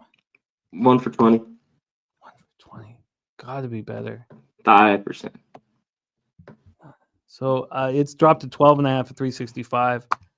First half at 7.5. But we can get you that plus 13, minus 110. Feels like I should bet that now. TCU plus 13 and a 13 at minus 110 here for CMac, and we will roll on. Matty Icing also a look ahead spot for Tech. Aaron Malavo with Maryland moneyline, Duquesne and LSU plus 12. And who do they play? Texas here or Houston? At Houston, yeah. Yeah. Okay, so let me just copy and paste Aaron's action. Zoe Fay saying Texas Tech can light up the 3 ball. They covered big lines at home, but only against mid-majors, and that was something CMac alluded to as well. Wine Time saying Texas Tech will be a really good team in the tournament here. So let's get Aaron's action here. And we also got Ron Crawford's action in. Great. Thank you so much, Ron. Love it. We got his plays of the day in the NHL, NBA, and NCAA basketball. Let's roll on. Next up for us was the game that our guy, Troy Torrance, was asking for. And it's a funny thing that he was asking for it because I couldn't bet it. And at this point, it certainly seems like he's on the North Alabama Lions from what he's saying in the chat. I was close to moving on Queen's University. And again, there's some overvaluing of home teams at times in college basketball, and I didn't move on it. Let's talk about the spot here, and let's set up the line history for this Queen's University game. Queen's right now is plus 3 at minus 108, slightly juiced to North Alabama. So we've had a 1 point move to North Alabama. We did have a 1.5 move towards North Alabama. I couldn't bet. It wasn't available last night. So there was nothing I could do, which may have maybe saved me some cash hearing Troy on the other side. This totals at a 153. It's really 153.5 or 154. It's minus 125 to the over at 153, minus 106 to the under. I suspect we're not going to get any cash. Oh, all the cash flows up though. Oh, wow. Oh, no, I'm looking at the total, of course. I'm looking at the total. Annoying. All the cash flow is not up. Totals, though, they're helping us with. But let's get this cash flow and see if we have it here and we don't. So that cuts that. North Alabama off of 3 straight wins. Just beat Austin P at home 88-84. Austin P just 3-5 in conference. Not a particularly impressive showing, needing overtime to take care of them at home. But that was on the heels of beating Lipscomb at home and looking very good doing it. The Queens has lost 3 straight. Now, both teams have a common opponent whom they both lost to, and that's Jacksonville at the top of the ledger. But, 3 straight losses for Queens against, Florida Gulf Coast, that's 6-2 in conference. Now, North Florida just 3-5 in conference. There's an ugly home loss. And then Jacksonville, but it's their 3rd straight home game. And this was a spot that I thought was really good for Queens. But Troy Torrance says line moved to the road team and the over. And that is an angle that's been very, very successful for him. So take it away for us here, CMac, North Alabama Lions, Queens University Royals. Yeah, and in those losses, of course, North Florida, those games go fly over. Those teams shot the ball well, especially that last one. Did Jacksonville, a team that's not very good shooting it. This is the only thing. Yeah, the Queens is back-to-back losses at home.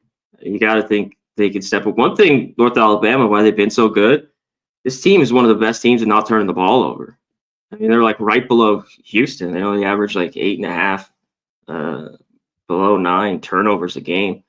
Queens a little bit more sloppy. They're 305. They average almost 14 turnovers a game. So I think North Alabama's a little bit the better team, but it's just a little bit of a desperate spot for Queens. Do you think I thought they were playing a little bit better than they were just, the last while. So maybe the losses were starting to come, and we've seen them with 3 straight. So what kind of happens today? This one was tough for me too. I don't know if it was enough for me to back Queens at all, so I just had to stay off. This one was tough for me. You wanted Queens? I wanted Queens, but the angle that Troy's been talking about has been enormous for him. Line moving to the road team, line moving to the over, both being very successful for him. So I don't want to go up against that angle, but yes, from a situational standpoint, having their 3rd straight home game, losing 3 straight against at least 2 of them being in the upper echelon of the conference, that's appealing to me. It's really appealing to me. But I'm not going to mess with it. We will, Joe Walsh, my man. We will be there very soon. Spooner saying Queens with 13 inches of height advantage in their starting lineup. North Alabama succeeds by hitting the offensive boards well. I like Queens a lot here. Mm-hmm. Take away their strength. I think this total's a little too high. I'd lean over here, but I think the line's pretty sharp on the total. Yeah, I mean, this is part of why it's so helpful working together. So I'm off of the Queen. This is also why I probably shouldn't move on anything before I get here. Coming off a great night, so I'm a little confident, but not necessary. Okay, I'm off of that spot, but I would have been on Queens University. Shout out to our guy Guillermo Zertucci in the house. Let's roll on to 8 p.m. Eastern action. We have the Xavier Musketeers, 13-8, 5-5 in the Big East. At the Creighton Blue Jays, 14-6, 7-2 in the Big East. Xavier bounced back off that overtime loss at St. John's. Again, we don't need to talk about it. We don't need to talk about it. That was just fucking heartbreak for. Fuck, I'm still mad. God damn it. And then it happens again to me last night. And I hate this. I tried to think too. I was like, oh, of course I'm going to lose this +8 Northern. I was like, no, don't think like that. Don't be this. Don't be that guy who just always the worst happens to me. Be like, come on. This team's in this game. And then don't be that guy. And they lose by 9. Again, I'm just like, fuck, I can't even. All right, let's roll here. Xavier had a nice bounce back spot at home, 76-72, winning over Connecticut. We know Connecticut's not last year's team, but that was an impressive win. Xavier was 1.5-point favorites. They shot the ball well, 47 from the field, 41.2 from 3. Played clean basketball and took care of business. Puddin 586 says Creighton bloodbath. Creighton winning right now and winning with authority by margin. They've won 5 straight. They've won 7 of 8. That only loss coming January 3rd at Marquette. Coming off 79-54 win at Seton Hall at home. Seton Hall took care of me last night. Oh, that was fun. This was a very tight game, Creighton, Seton Hall, but Creighton just wore them down. 58.3 from the field, 42.3 from 3. It was the tied game with a minute left in the half, but then 25-point victory as 14.5-point favorites. But Creighton just delivering the goods here, game in and game out. Let's get the line history here for this one. We've moved past the 7 p.m. games. Now we're going to go back with Daby Cab. For those of you saying like, where's Houston, West Virginia, Wisconsin, Maryland, Alabama, Mississippi State? Those are Daby Cab spots that we will get to. So don't worry. Despite moving to 8 p.m., we're going to move back to 7 p.m. games when Daby joins us. But here, let's take a look at the line history for Xavier Creighton at 8 p.m. We have this total at 144.5. Now it is juiced. There's 144 flat, 144. This is 144.5. This has come up from 142.5 though. So a real legit move to the over. And when we get to the point spread for this big 8 p.m. spot, we have Creighton right now as 6.5 point favorites. It is juiced to them. There are sixes at other books. So this 6.5 move was about 45 minutes ago, moved a half point more towards Creighton. So we've opened up at 6. We're now at 6.5, and we will get cash flow information, which will be helpful. No, we won't. Wow, 3,246 bets in, and we're not getting cash flow information on the spread. That's frustrating. On the total, 57% tickets, 55% cash on the over. Take it away for us here, CMac. A big one in Omaha. Creighton Blue Jays hosting the Xavier Musketeers. Yeah, this should be good. I mean, Xavier's been playing better basketball. I don't know if they can, hang in this game. I think they can, the way they shoot the ball. They've been especially good from inside, even though there's as many threes as they take and how good they've been really good from inside, even though it's about half of their shots. Creighton, on the other hand, has been very good at home. I kind of lean to this over here, but Creighton has played to the under here a little bit, and they have had pretty good defense at home as well. So this game was tough for me. One thing with Xavier, they need to get to the foul line. They're pretty good there. They get there a lot, so that could be massive in this game, as we see referees in these all the time. So if they could do that, I think that could keep them around in it. But I just couldn't get involved. I mean, I was this was one that you could, I think, make a case for both sides. Cronwell needs to get going too. He has not been good lately. If he can get going and have a bigger game, I think they could keep him in it. Troy saying Creighton and the under is how this profile says. I feel comfortable fading the total move to the over based on this market history and matchup. Both teams bottom 50 in field goals attempted and slow pace. And he says if Xavier's cold from 3, this is an absolute blowout. So that is a big one in the Big East, but no move from either CMac or I at this point. Let's roll on. We head to the American for our next one. UAB Blazers 12-8, 5-2 in conference. Tulsa Golden Hurricane 9-11, 3-4 in conference. We're Reynolds Center in Tulsa, Oklahoma. UAB having their winning streak snapped in an ugly 177 loss at Memphis. It was a 5-game winning streak. They were playing very good ball, and it was a big wake-up call. That was on Sunday. A big wake-up call for them. They were 7.5-point dogs. They allowed Memphis to shoot 62.3 from the field and 52.9 from 3, and Memphis annihilated them, in control the entire game. Then we move over to Tulsa. So UAB coming off having their winning streak snapped. Tulsa coming off having their losing streak snapped. They beat Wichita at home 84-77. We know this is not the Wichita State Shockers that we remember, a 1-6 in conference. But they beat them 84-77 at home. Confidence building victory for Tulsa. They were 4.5-point dogs, despite how bad Wichita has been in conference. Tulsa still the dog in that situation. So that's where we stand. Let's get into the line history and the cash flow. Justin McKelvey has UAB in his pocket here for this one. We have UAB -8 right now at -109. This opened up at 8, went to 8.5, and then came back to 8. So we've had no movement on UAB. Unfortunately, we don't have cash flow information. So I will go over all these games again, as I think everybody should, once we get that information. But no, we do have information on the total, though, so we can touch on that. This total is at 152.5. That's exactly where it opened. There's been no movement on it, and there's been no movement, and 78% of tickets and 74% cash is on the under in this one. Take it away for us here, CMac. Blazers, Golden Hurricane in Tulsa.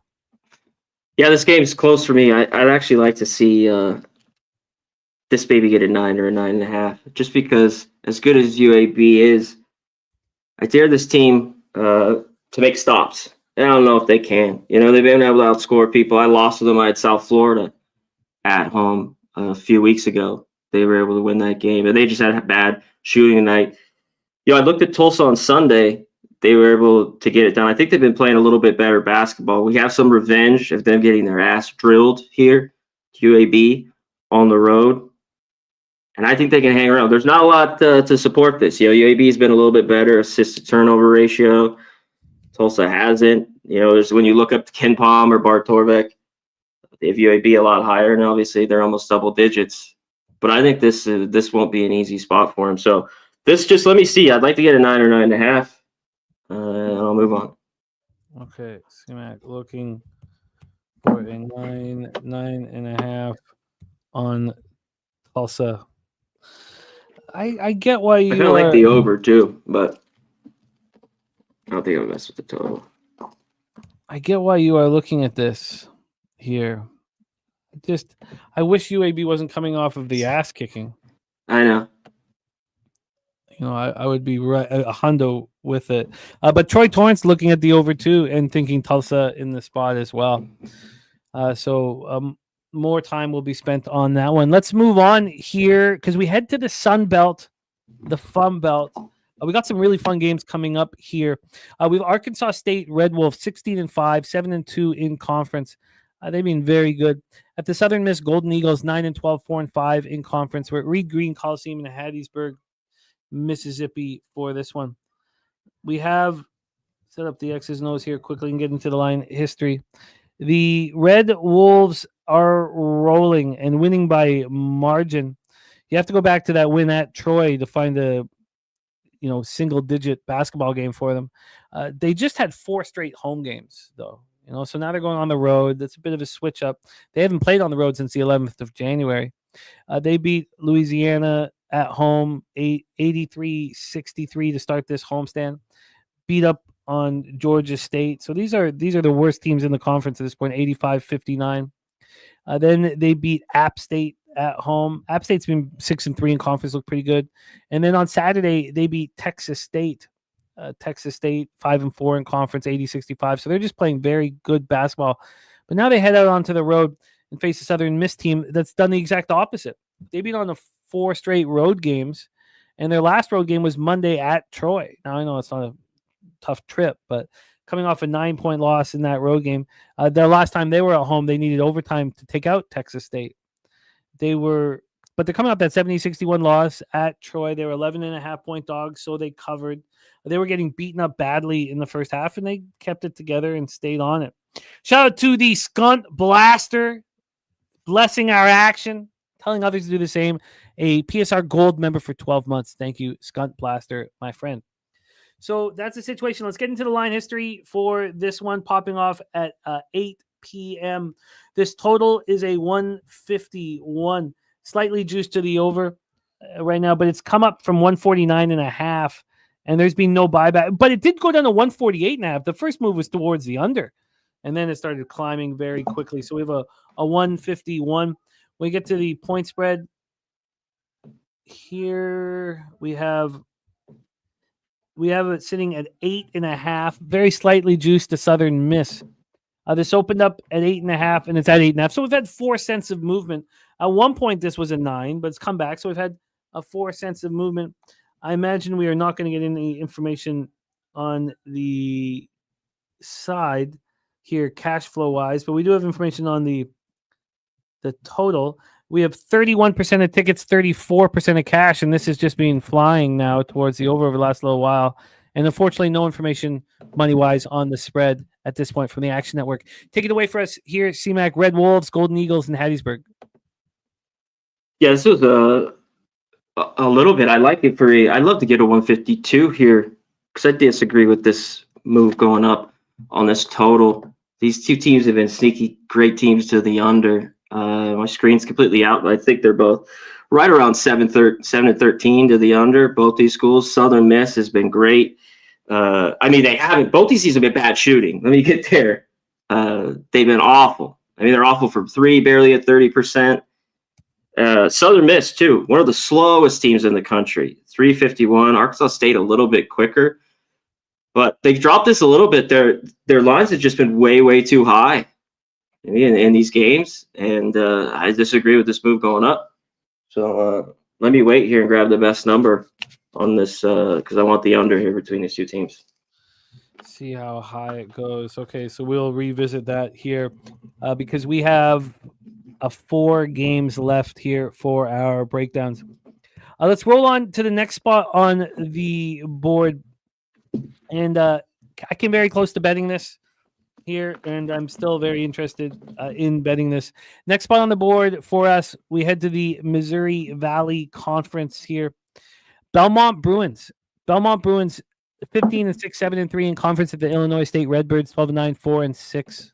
We're in normal Illinois for this one. We have Belmont bouncing back from that loss at home to Bradley. Look, Bradley's on top of the conference, and Illinois State just went to Bradley and played really well, played really strong basketball, losing 61-57. That was on Saturday. That was when Belmont was beating up on Murray State. Now, Murray State's not a bad team, but we watched Illinois State at home, beat Missouri State. Now, I know Missouri State 0-10 in conference. There's nothing good about that. Then beat Indiana State. Indiana State 3-7 in conference. So maybe so now I got to double back. Maybe I'm putting too much emphasis on how well they played at Bradley, but I would think that would give them fodder and strength moving forward. I mean, they shot 31% from the field and 29.4% from three, and lost by 4 as 8.5-point dogs. They're a tough basketball team. And shout out to the Skunt Blaster. Huge 1999 dono. AC Milan, money line. Virginia, money line. Mississippi State, money line at plus 450 for the Skunt Blaster. Thank you for all you do, Mr. Blaster. The Skunt Blaster in the house. Thank you, my man. What a guy he is. 1999 dono. Blessing our action here. Let's take a look at the line history for this spot. This one popping off at 9 p.m. We have Illinois State -3, -108. They opened up at 3.5, got up to 4.5. Now they're back at 3. So now we have a half-point move towards Belmont, towards the road team, which, if this is moving to the over, it fits Troy's angle that's been cashing for him so much. Now, it's funny that because if I had have seen it moving towards Illinois State, I'd be on Illinois State. I felt like they put out a line that would make gamblers gravitate, towards Belmont. This total is at 154.5, juice to the under. I wish we had cash flow information for this spot. We don't. Take it away for us here, CMac. Bruins, Redbirds. By the way, before we get to it, the last game, since I have everything up, all 4 matchups have gone under, and the Gnomes were 8-12 to the under. Arkansas State, Southern Miss 7-11, and I hit up all how bad these teams shoot it. Arkansas State too, playing very good defense this year and solid numbers. So I love that's gone up. Let's get to this one. I think this game has points. I think you look at the over here in this. I've been surprised how well Illinois State's played. It's tricky, but I think there's some value with Belmont. I don't want to lay points really with Illinois State, and I haven't backed them enough. They've been very good ATS this year. If you've been taking them, they've been solid. They have dropped some at home. I wanted to look at who those losses were too real quick. Do you have it up? Yeah, I do. Let's go back to Northern Iowa, 1 point. Loss at home.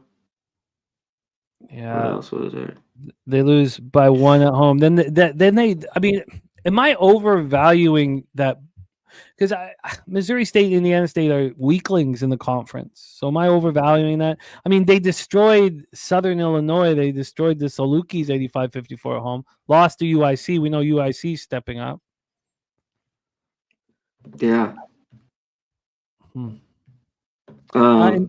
Zoe Face saying Belmont looks live at first glance. Were you surprised at this line when you saw it first? Yeah, a little bit. I thought this more maybe I just won or a pick 'em in this. I think it's the over though. Just the way that we don't know Belmont's defense, it just isn't good. Flat out, they have to score points. These teams shoot the ball really well, and I think anything under 155 is good here to the over. I want to look at it a little bit more, but this is an over. I could be on here. All right. Well, I have the question mark beside it for you, CMac. Interesting. I'm really curious to see where this all ends up at. So if they agreeing that this total is low for Belmont. Let's roll on. We have SEC action next. We go ahead 3 different conferences to close out the action with CMac here. 9 p.m. Eastern, the Texas Longhorns 14-6. 3-4 in conference at the number 23 ranked Ole Miss Rebels, 15-5, 4-3 in conference. We're in Oxford for this one. Ole Miss coming off 3 straight losses. Got to be an angry group. You know, to lose to Mississippi State with the giant rivalry there in overtime at Mississippi State 84-81. Then they lose at home, Texas A&M 63-62. And then they head to Missouri, you know, a very, very tough team, 5-2 in the SEC, 83-75, 3 straight losses. Texas lost badly in their last road game at Florida. I mean, they beat Oklahoma on the road, but look at Oklahoma 2-5 in conference. They lose badly at Florida by 24. That was the last road game on the 18th of January. Since then, you know, they beat Missouri at home 61-53. They beat Texas A&M at home in a huge game, 70-69. All of this leads me to have interest in Ole Miss. And this is Stacks Play Today number 2, Ole Miss -6, and Mr. Belvedere, Ole Miss -6 as well here. And Troy Torrance, Ole Miss -6. So a lot of Ole Miss backers here from the squad. This total is a 142 juice to the under. Opened up at 141. We have a 1-point move to the over. And then on the spread here, let's see what. So all of our guys got in at 6. And let's see what it is at right now. Ole Miss now at 6.5. Now, not everywhere. There's a 6 here offshore at -111. Interestingly enough, this moved to 5.5. This was a 5.5 at 11:39 a.m. Interesting. So it opens up at 6. It moves to 7 at 10:04 this morning. It moves to 7.5 at 10:15. Then back to 7, back to 6.5, down to 5.5.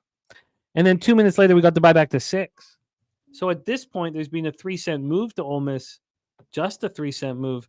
Now, I'm hoping that we have cash flow information here, and we don't. Unbelievable. 7,000 tickets in. You can't give us this information. That'll be coming soon, but still frustrating. Total-wise, 60% tickets, 59% cash on the under. Take it away, CMac. We got our cappers bullish on these Rebels off of 3 straight losses. Your thoughts? Yeah, I mean that's what I like in this. I mean, I have to have 6 here. I mean, I think there's still one here at Caesars, -110 right now. Yeah, 6 offshore right now, just -111. Yeah, Caesars is still 6, -110. Yeah, 3 straight losses. I was on them a ton. I haven't really touched Ole Miss at all. I think Texas is playing great basketball and the unbelievable second half that they had in that game. I mean, just getting their teeth kicked in and to come back and win that game. I wonder specifically in the second how they shot that. But Johnson had a big game. He had 30 points. I just think you get more of the kind of a beat down here from Texas on the road. Ole Miss needs a win big. I almost want to go first half here. It was 3.5, I'm sure. Let me see this. Yeah, see if we can find you a 3. Sure, it's 3.5. You're worried that Texas will do just exactly what they just did and storm back? Yeah, and I mean, this is big. This Ole Miss has got to win this game. Like, I think they come out hot here. The first half. Here we go. First half. 3.5. No, yeah, I mean, we can get you a 3, but it costs 3.5 -105 and 106. So the 3. Let's just take a look and see what that 3 is right now for this huge game tonight. We are going to talk about the Alabama Mississippi State game as well. That is a Daby Cab spot. Here right now, we can get that first half -3 at -117. Yeah, give me the full game. 6 minus 110. All right. CMac moving on Ole Miss -6, -110, joining a lot of cappers. Troy, Justin, and Mr. Belvedere all rolling with Ole Miss -6. I put asterisks beside it. Very, very interested in joining you guys. Let's roll on. Next up, we have 9 p.m. Eastern action, and this is a real fun game here. 2 games left here with CMac. Then we have 3 with Daby Cab. Then we move into NBA with Wine Time Sports and Billy Brisbane. So let's roll into this next game. St. Mary's Gales 18-3, 8-0 in conference, just rolling. At the Santa Clara Broncos 14-8, 6-3 in conference. We're in Santa Clara, California. We've seen Santa Clara take out Gonzaga. That was just such a glorious, easy victory last night, backing Gonzaga to answer that poor performance against Oregon State in their barn. Now we have a Santa Clara team that just lost to Oregon State, and they followed up that win at Gonzaga with a very impressive home. Well, I know Washington State's not a very good basketball team, but still they absolutely destroyed Washington State. Now Washington State's still 5-4 in conference, but beat them 93-65, and then no-showed at Oregon State. St. Mary's feeling very good about themselves. And look who they're beating on the road. I mean, they're beating the last few wins are against weaklings. They beat Washington State by 5. Oh, don't cover there.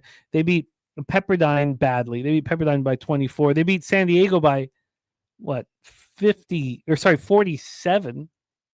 They beat Loyola. Oh no, that was at San Diego and at Pepperdine. Those were the road games that I was talking about. They beat Portland badly. So maybe it was just an outlier not getting by Washington State. Maybe that was just an outlier because all of these other games they're winning by massive margin. You know, they were 5.5-point favorites, so they didn't cover. They were down at halftime, and all this despite shooting 57.7 from the field and 41.2 from 3. So first time the Gales really no-showed. And then we have Santa Clara that needs to bounce back off a real disappointing performance at Oregon State, losing by 14 on Saturday. They lose by 14 on Saturday. They were 1.5-point dogs in that spot, but they seemed to be in control of the game. They were up 10 points in the second half. Oh no, sorry, they were down. My bad. Oh no, yeah, down, and then wow. They got the game tied after being down big, but still no difference. Fell apart late. Let's take a look at the line history here for this one. We have Santa Clara 2-point dogs at home. Now there are 2.5s out there juiced. They open up plus 1.5. Now they're plus 2. So we have a 0.5-point move towards St. Mary's. Let's get the total up here. The total for this one is oh shit. I was looking at the first half. I'm sorry. That's not the full game too. My bad. I apologize. Did seem a little short. The full game spread is a 5. Santa Clara 5-point dogs. It is juice to them. So they open up at 4 and now 5. So they're the 1-point move to St. Mary's. And we might have cash flow information on the total here. We have a 139 flat, slightly juiced to the over. This is dropped from 140. So we have a 1-point move to the under. We have 49% of tickets, 52% of cash on the over, and no information at this point on the spread. Take it away for CMac. Gales, Broncos in Santa Clara.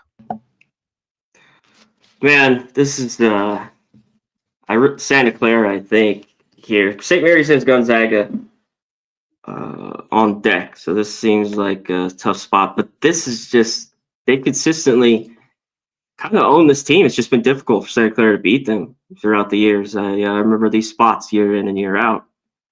They haven't been able to get it done. Santa Clara has been playing a little bit better after that bad loss. They had those couple wins versus Gonzaga, and then they blew out Washington State. Their team, though, is to get hot. Can they do it against a very good defense of St. Mary's? You know, can they hit their shots, especially from deep, and get inside for easy buckets? I don't know if they can, but I think they could definitely be in this basketball game. St. Mary's been solid. They've just kind of beat up nobodies on the road this year, right? They're 5-0. Basically lost that, push. They just beat Washington State. Washington State covered that game. on Saturday. But Pepperdine, all the regular ones that they go to, they just seem like they go in there and beat down. This one's tough with St. Mary's, with Gonzaga on deck. I think this game could be tough, but with teams like this, sometimes it's just their defense can go in there and win by 8 here, okay, and will them, especially if they shoot the ball well with St. Mary's, who at times can struggle. So, but I'm interested in this dog here. Come on. Yeah, I get it, but do we expect this line to continue to move towards the Gales? Is this a wait and see? Yeah, and I mean, I don't love that.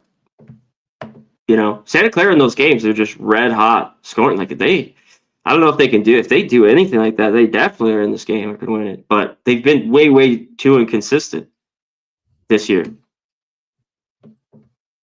Yeah, They have a couple home losses too, right? Mm-hmm. I think it was early on in the year. Right? Yeah, and 1-1 betting saying Santa Clara hasn't been good in years. Yeah, not since Steve Nash's Broncos. Spoons Bets Morgan saying St. Mary's beat Gonzaga last year. This upcoming game is a huge focus. I can't be St. Mary's when they're prepping for Gonzaga. They could lose this game and get an at-large bid with a Zags win. Yeah, I'm completely with you guys. Are we concerned that the line's moving against Santa Clara? Do we want to wait? I can understand why Justin's on Santa Clara. I think that it's imperative to wait at this point. But I'm with you guys. I think you guys are on the right side. But I am going to wait. Anything you want for that game, or do we roll into the next one? Let's go to the next one. I'm going to look at that game or, wait. It's a late night. We head to Logan, Utah. D. Glenn Smith Spectrum, home of the very good Utah State Aggies, 18-2, 8-1 in the Mountain West, facing the UNLV Rebels, 11-9, 5-4 in conference. UNLV off back-to-back home losses, losing 63-61 to Wyoming, and then losing 75-73 to New Mexico. Now, these teams just played. This angle has worked well for me thus far this year, expecting the better team to dominate after losing in the prior meeting. It was the Gonzaga first half full game. The same thing here. Utah State lost 65-62 to UNLV, in Vegas.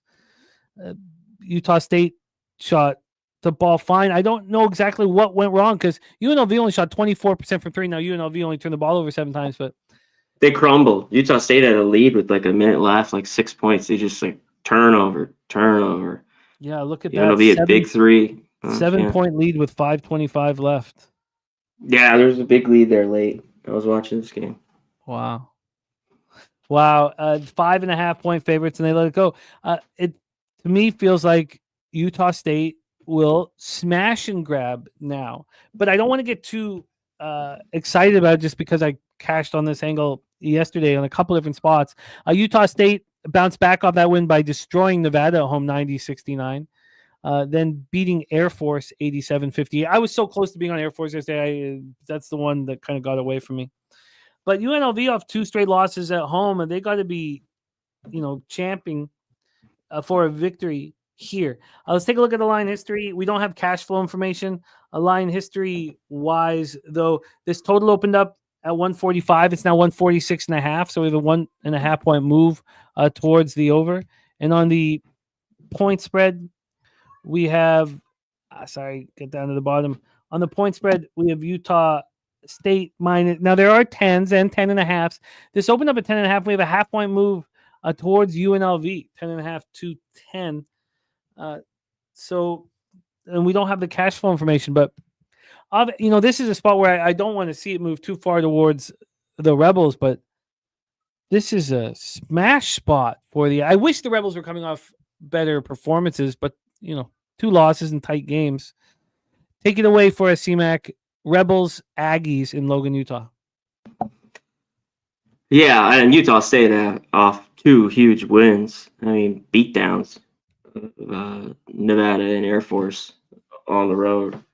Air Force can struggle to score. They have to really, really slow it down and play defense. I think this is a Utah State kind of spot. Like, look at what they did to Nevada after the loss to UNLV. That was the one, 6.5, where they win by 21. That was, I think, the big one. Because UNLV, the consistency on the road just hasn't been there. Like, the Boise game was horrible. And the score was closer than the game was. Like, they should have lost by 35 in that one. But they had Thomas, who's great point guard. They crumbled down the stretch. I mean, that game was basically not more than 2 points the whole way, especially in the second half, the UNLV New Mexico game. They just couldn't get it done in the end. And we've seen some wins from them down in, against Utah State, and then some awful ones. But I think Utah State remembers how bad they played and crumbled at the MAC. So I think you'd take them first half if you like them. Here, I was going through there. I don't know how great they've been first half. Obviously, they just beat Nevada. I know that by 9, at least in the first half. But before that, I didn't know if the numbers were that good because I was going through them, just a week or so ago. I think that would be a look. I find the first half appealing. I find a lot of it appealing here to back Utah State. Now, again, succeeding with them, which makes me a little hesitant, and this angle worked for me very well yesterday. But Utah State, I'm going to look at closer here at the end of the show. CMac, excellent work. Let's review all action and see what number we can get on a couple of spots that you were waiting on. We have 3 more college basketball games, though, with Daby Cab, so that's coming up in a second. I'm on Colgate -6 at -110, and I have interest in LSU. I'm on Loyola +8 at -110. CMac is on Duquesne at +9.5, -115. He's on TCU +13 at -110. I have a lot of interest in joining you guys on that one. North Alabama Queens, we stayed off. Xavier Creighton, we stayed off. CMac looking for a 9 or 9.5 in Tulsa at home against the Blazers. We'll see if that comes to fruition. Then we were looking at the under in Arkansas State, Southern Miss. And yeah. Give me the best one you got. This is coming back down here, I think, Jim. It is, yes. I see already 150. I was hoping 152. I love that. We can get you 151.5 still. That's fine. What's the juice? As long as the juice regular. Yeah. -110. -151.5 or under 151.5 -110. Then CMac looking at the over in the Belmont, Illinois State game. So there are 153.5 still at -110 at a couple books, but a lot of them have moved to 154 or 154.5, and the ones at 153.5 are juiced pretty. Some are just higher. So we'll see if CMac adds that to his card. It's funny that you're on that, BJ. I'm very, very interested in joining. Extremely interested in joining. BJ's best bet on the Nuggets +3. I'll copy and paste that in a second. CMac's on Ole Miss -6 at -110. I'm very interested in joining. I'm interested in Santa Clara, but I want more time, and I'm interested in Utah State. That is the card for today for us. And now Daby Cab rolling in. CMac, thank you so much for all your hard work. I'm going to pop CMac's X handle here in the chat. Please support our guy, star of Hitting the Books YouTube channel, of which I am a subscriber of. Everyone, please support our guy, CMac. He'll be back in business with me on Friday. Let me pop that here in the chat. Please hit that X and support our guy, CMac. CMac, any last words for the Cappers supporting the show, my man? Shout out to the chat. I appreciate all you guys. Hit the like button. It's the least you can do. I might be back on one of these games here. Okay. Just pop it in the private. I'll shoot it in the chat. Beautiful. Okay. All right, there he is, Daby Cab. Let me just get this BJ best bet set up for the Nuggets spot here. That's I must have blew past it because it's an MSG. There it is. Yeah, I'm very interested in joining you on that one. Very, very interested here. Okay, let's roll and bring on our next guest, the star of the Starting Five basketball show every Saturday, 10:45 a.m. Eastern, 7:45 a.m. Pacific. Also, the star of Medicate Mondays. Please welcome our friend, Mr. Daby Cab, to the show. Daby, how are you, man?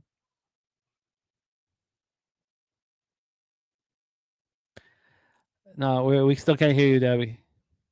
Fuck. I said, see, that don't count because I caught it. We got about a month, Jimmy. We got about a month to tone in, lock into this college basketball. And then we're going to be in San Antonio together, having a drink, smoking one of these, hanging out with the chat, and making money. So, I mean, it's that time of year. You can feel it in the air. This is like Christmas for me as a sports bettor. I can't wait. I absolutely can't wait as well. I can't wait. And we have 3 monstrous basketball games that you are attacking here on today's college basketball slate, Daby Cab. So let's get right after it.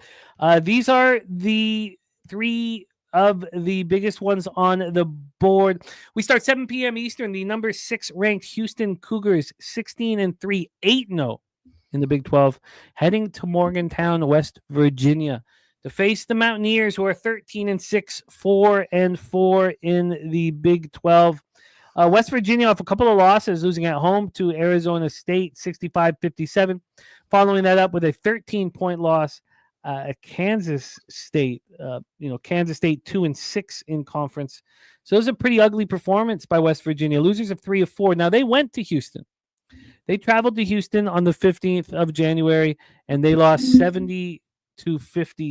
They were 16.5-point dogs, so they did cover. They were down 40-27 at the half, and they played a little better in the second half. But they have faced the Cougars. They know how tough it is to beat them. Now, Houston coming off a double overtime win at Kansas on Saturday, 92-86, and that was on the heels of destroying Utah at home 70-36. But then if you go back before that, they just squeaked by UCF on the road 69-68. You have to go back to the 11th of January to see them go out on the road and destroy the opposition. And that was when they beat Kansas State 87-57.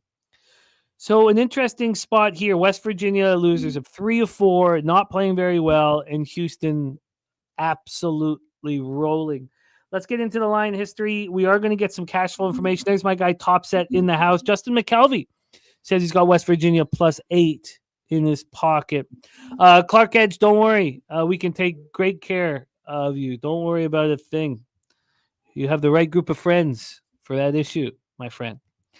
So let's set this one up here. The total, as you would guess, very low. We're sitting with a 123.5. That's where this opened. So we've had a 2-cent move to the under at this number. And when we get to the point spread for this spot, down here, we have Houston as 9.5-point favorites. Now I'm looking at a 9 minus 118, but this has come from 7.5. So we've had a 2-point move towards Houston. I mean, that's down to 6.5 earlier so I got my first half bet at 3.5, and when I saw it this morning, I was like shocked. I was like, I cannot believe how low this got, and I bet it instantly. I mean, this line has moved everywhere, Jimmy. That's wild. Let's go to the first half line moving. I mean, what a steal that is. Great work. Now it's a 4.5. Now there are 5s out there. I'm looking at a 4.5 juiced. This opened at 4.5, and at 10:30 this morning it moved to 3.5. At 10, and that was it was juiced to Houston. Then at 10:48, this was 3.5 for the pick'em. Now we're at 4.5 juiced to Houston. So it got even lower. That's crazy. So because somebody on X, some dickhead was just like posting fake lines. I was like, motherfucker, lines moved. And 2 hours ago, I got this line. Like, it got even lower. It could have got even better if it got all the way down to a pick'em. That's crazy, man. Yeah, no, that's a completely legitimate 3.5 that was available for at least an hour. 59% of the tickets, 77% of the cash on West Virginia, too. So public backing the Mountaineers, line moving towards the Cougars. At least we get cash flow information. 68% tickets, 66% cash on the over. Take it away for us here. Daby Cab, your first game on the board, Cougars, Mountaineers. So, look, in college basketball, like, we know how much it matters when you're traveling, right? When you're playing on the road. That home court means so much for the home team. And we see it. Like, let's talk about like Vanderbilt, beat Tennessee, Vanderbilt. Then they turn around and beat Kentucky, both at home, right? So I can understand how people could see this as a situation where West Virginia might be live. They're not. Okay, not in my opinion. Obviously, anything can happen, but it's about matchups, right? We can talk about the market. We can talk about, momentum, or we can talk about whatever we want. But when it comes down to matchups, West Virginia does not match up with Houston. They just flat out don't do it. If you look at West Virginia, they play decent defense. Okay, this team can play defense, but they're horrible. I'm trying not to say the things that are going through my head. They're horrible on offense. They cannot shoot. They're the worst shooting team in the Big 12. They don't rebound the ball well, which going against Houston, if you're not going to rebound the ball, it's going to get ugly, right? It's not a good situation to be in. They just don't have the firepower. They don't match up. They can't compete offensively. I could see, maybe a full game late cover from West Virginia because Houston's up by 15 and they don't give a shit or something like that. But I don't even think that happens. I think Houston covers the full game as well. I bet first half, and I might even add full game, but I'm not going to add it at a 9. So that's not going to happen. But if it comes back down or moves anymore, we'll see what happens. What was the juice that you got on the 3.5? Let me double check just to be sure. I think -110 is what I got. Yeah, -110.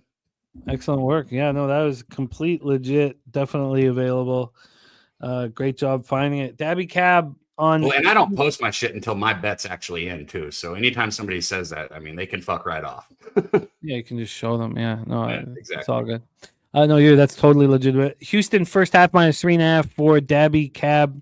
He is in a business. So we roll on. Next spot on the board here, 7 p.m. Eastern, number 17th ranked Wisconsin Badgers, 16-4, 6-3 in the Big Ten. At the Maryland Terps, 16-5, 6-4 in the Big Ten. And we have reached Ron Crawford's NCAA play of the day. He is on the Terps here. He is on Maryland. That is the spreadsheet play of the day in college basketball. Ron Crawford's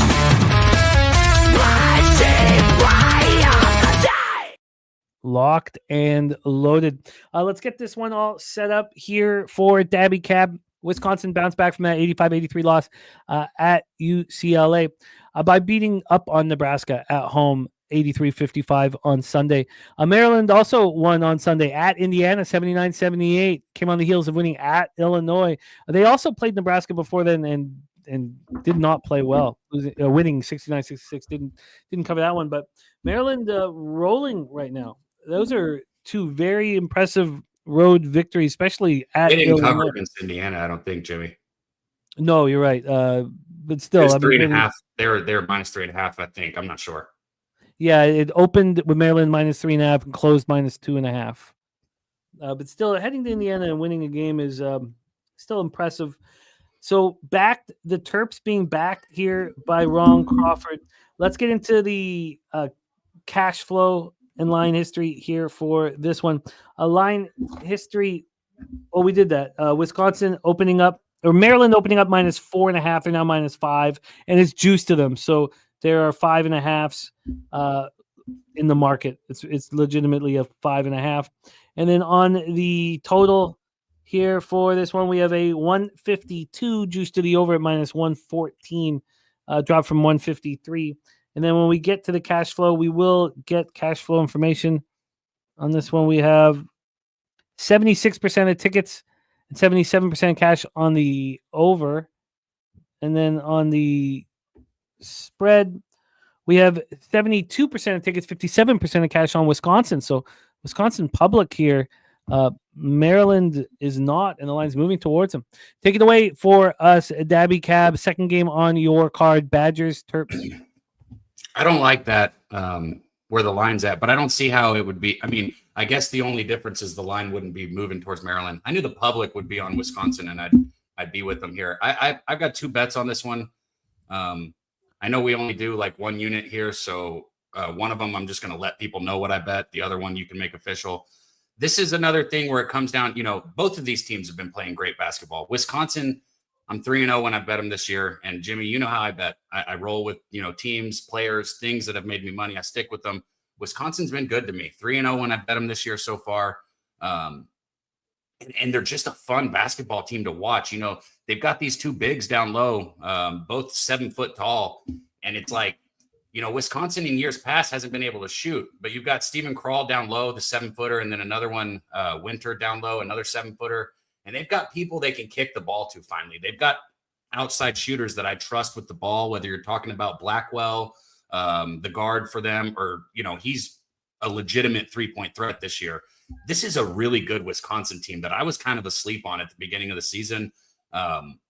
I like them here, especially in the dog roll. I bet them in the first half +3. And then I got a bet on the money line also. I tell you what, man, these spreads, now this got a little lower, or wait, it's not 4.5, it's 5.5. These spreads between 5.5 all the way up to 10.5, we saw with Kentucky yesterday. There is serious value on money line bets. And I wish I gave Kentucky money line out here yesterday, but like I said, I didn't have a full unit on it, so I wouldn't have done it. But, Kentucky's been a dog, Jimmy. Let's say 6.5 first game this year. They won that one. They were 8.5 dog. I don't remember who it was. And they won that one. And then yesterday they were 10.5 point dog and they won that one. Right. So if Kentucky's a dog, 6.5 or more, look at them. Wisconsin's the same situation here. I think they're live to win the game, obviously. If not win it, they keep it within a bucket. You go to 2.5, 1.5. Maybe I'd feel more comfortable with Maryland, but you're getting out there 4.5, 5. I just don't see it. So first half +3 is the money line full game or first half? Full game. Full game money line. Okay. +175. Yeah. +175. Okay. So full game +175 money line on the Badgers. And what was the VIG on the first half +3? I actually laid juice for it -120. And here's an example of how lines move. You can get like -105 for that +3 now, but I paid -120 and I posted it. So that's what it is. You are locked in. First half +3 -120, and the full game money line at +175 here. Interesting. I'm gonna need more time to study that spot. Double up spot here from Daby Cab. Let's move on to our final spot on the board, and what a monster basketball game we have on our hands in Starkville, Mississippi. The number 4 ranked Alabama Crimson Tide, 17-3, 6-1 in the SEC. At the number 14th ranked Mississippi State Bulldogs, 16-4 and 4-3 in the SEC. Alabama coming off the 80-73 win at home over LSU was a lot more difficult than many expected it was going to be. That's their third straight win here. They did lose to Ole Miss at home 74-64. Mississippi State coming off needing overtime to get past South Carolina. South Carolina doesn't have a win in conference, and Mississippi State needed it to win 65-60 on the road. Their last home game was that giant game over Ole Miss that they won 84-81. So they won 2 of their last 3, and they're back at home. They faced Kentucky at home before Ole Miss, losing 95-90 there. So here we go.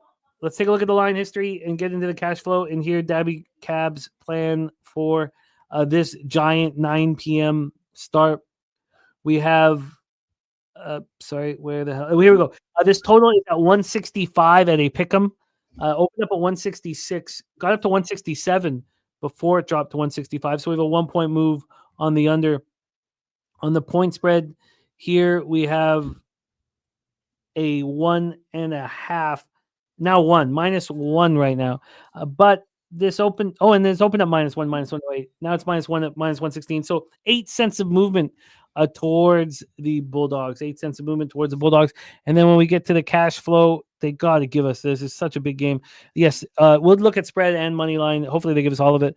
Just 19% of the tickets and 43% of the cash on the Bulldogs. That's an appealing market.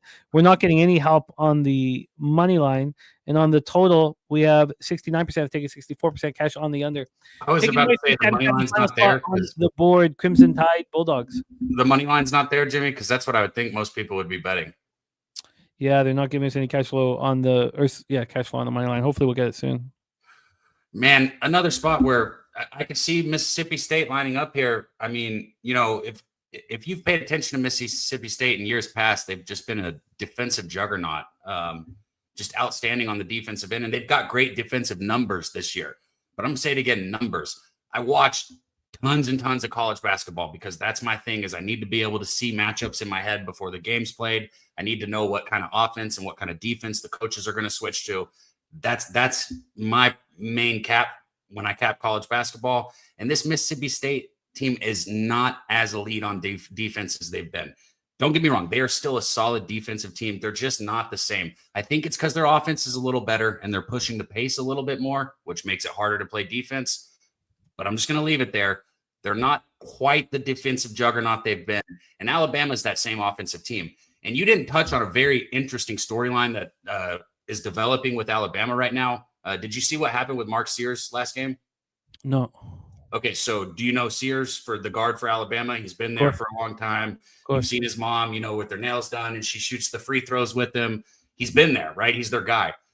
Nate Oates put him on the bench the whole entire second half last game. The whole half. He wasn't hurt. He wasn't sick. Nothing was wrong with him. He was trying to make a point like, you don't close out, you don't play defense, you don't play on my basketball team. And that's a huge statement to make, putting somebody like Sears on the bench, especially with the way the transfer portals are these years, and he's back. Anyways, I'm going too deep into it. All I'm going to say is we're going to see what kind of character Sears has today, if he's able to bounce back or if this really affected him. I think the kid is outstanding. I think he bounces back in a big way. I think there's a reason why his number's at 21.5 if you want to bet his points prop today. I think Sears leads this Alabama team in a hostile environment to another road win, where they are 5-1 this year on the road, beating teams like Kentucky, A&M, and they've got a few other big ones in there. I don't have it in front of me, but they've got big wins. They've gone into extremely hostile environments that are just as hostile as this. Alabama here, Nate Oates was frustrated. Sears was frustrated. The team meshed this week. Things got back to normal. They come out firing today. Alabama money line. Alabama money line. Did you tweet this one out too? Yes, minus 105. I think. Let me double check. Oh, I got plus money, actually. I got plus 102, I think. Yeah, plus 102. Plus 102 for Daby Cab on the Crimson Tide here. Going to be a fascinating market to keep an eye on for this one. Daby Cab on Alabama money line. He's on Wisconsin first half plus 3 and full game money line plus 175, and the Houston Cougars first half minus 3.5 and minus 110. 4 spots. I didn't and everyone knows, I didn't put a full unit on that Wisconsin money line. Just if people want to know how I bet it, I don't. 250 on my every regular bet that I make, and I only have $100 on that money line. So, hey, but you want it for a unit here for record keeping? No, I don't. Just give me the 3. Actually, okay. I'll take that off. There you go. Wisconsin first half plus 3. Houston first half minus 3.5 in Alabama money line. Action Jackson, no. This for me, I'm not. This would be a Mississippi State or no bet for me. At this point, I'm not. I'm gonna have to sit with it for longer. But I can understand both sides of the coin. I'm very curious to see what the market does here with this one, and I'd like to see what the money line is, because just looking at the 81% of tickets and 57% cash on the spread is obviously going to make the lower ranked home team appealing. So another thing too, I'll say, and this, I think Sears is the biggest developing story in this game. So he's averaging 18.1 points per game this year. I'm pretty sure his prop today, I was looking at it earlier, it's either at 20.5 or 21.5. So somebody who sat the entire second half of the game last week because he wasn't quote unquote playing defense has their prop set 2-3 points over their year average. I think the kid plays a big game today, and I think he's going to put on a show for us. It's going to be a fun game. We got a huge, giant, beautiful college basketball card for us to attack. I love it, Daby Cab. Thank you for rocking with us so much. Alabama money line, Wisconsin first half, and Houston first half for Daby Cab. Wager Detective, we got Gamblestein in the house. Thank you guys for joining us. About to get into NBA. Daby Cab, thank you so much for rocking with us. Also, the Star of Medicaid Mondays every Monday here on Pub Sports Radio. Any last words for the Capper Sporting Show? Oh man, we got a big lineup already setting up for starting 5 this weekend. So hopefully you guys can all tune in. Like I said, we'll have some people that haven't been there before making their debut. So it's going to be a lot of fun. I know Ski Profit's going to slide back through also. Actually, pretty sure he is. Got to double check with that. But you guys have already seen Ski there. Our guy Guns Picks is going to come back through. And then Bankroll Blitz's own Troy Torrance will be making his debut on the starting five this Saturday. So, yeah, we got a big starting five, man. I'm excited. I can't wait to do it with you guys. Oh, that's beautiful. I love it. I love it. There he is, our guy, Daby Cab. We also, and we didn't talk about the game, but the taint play of the day is in, and it is Rutgers plus 7.5. The taint play of the day is in Rutgers plus 7.5.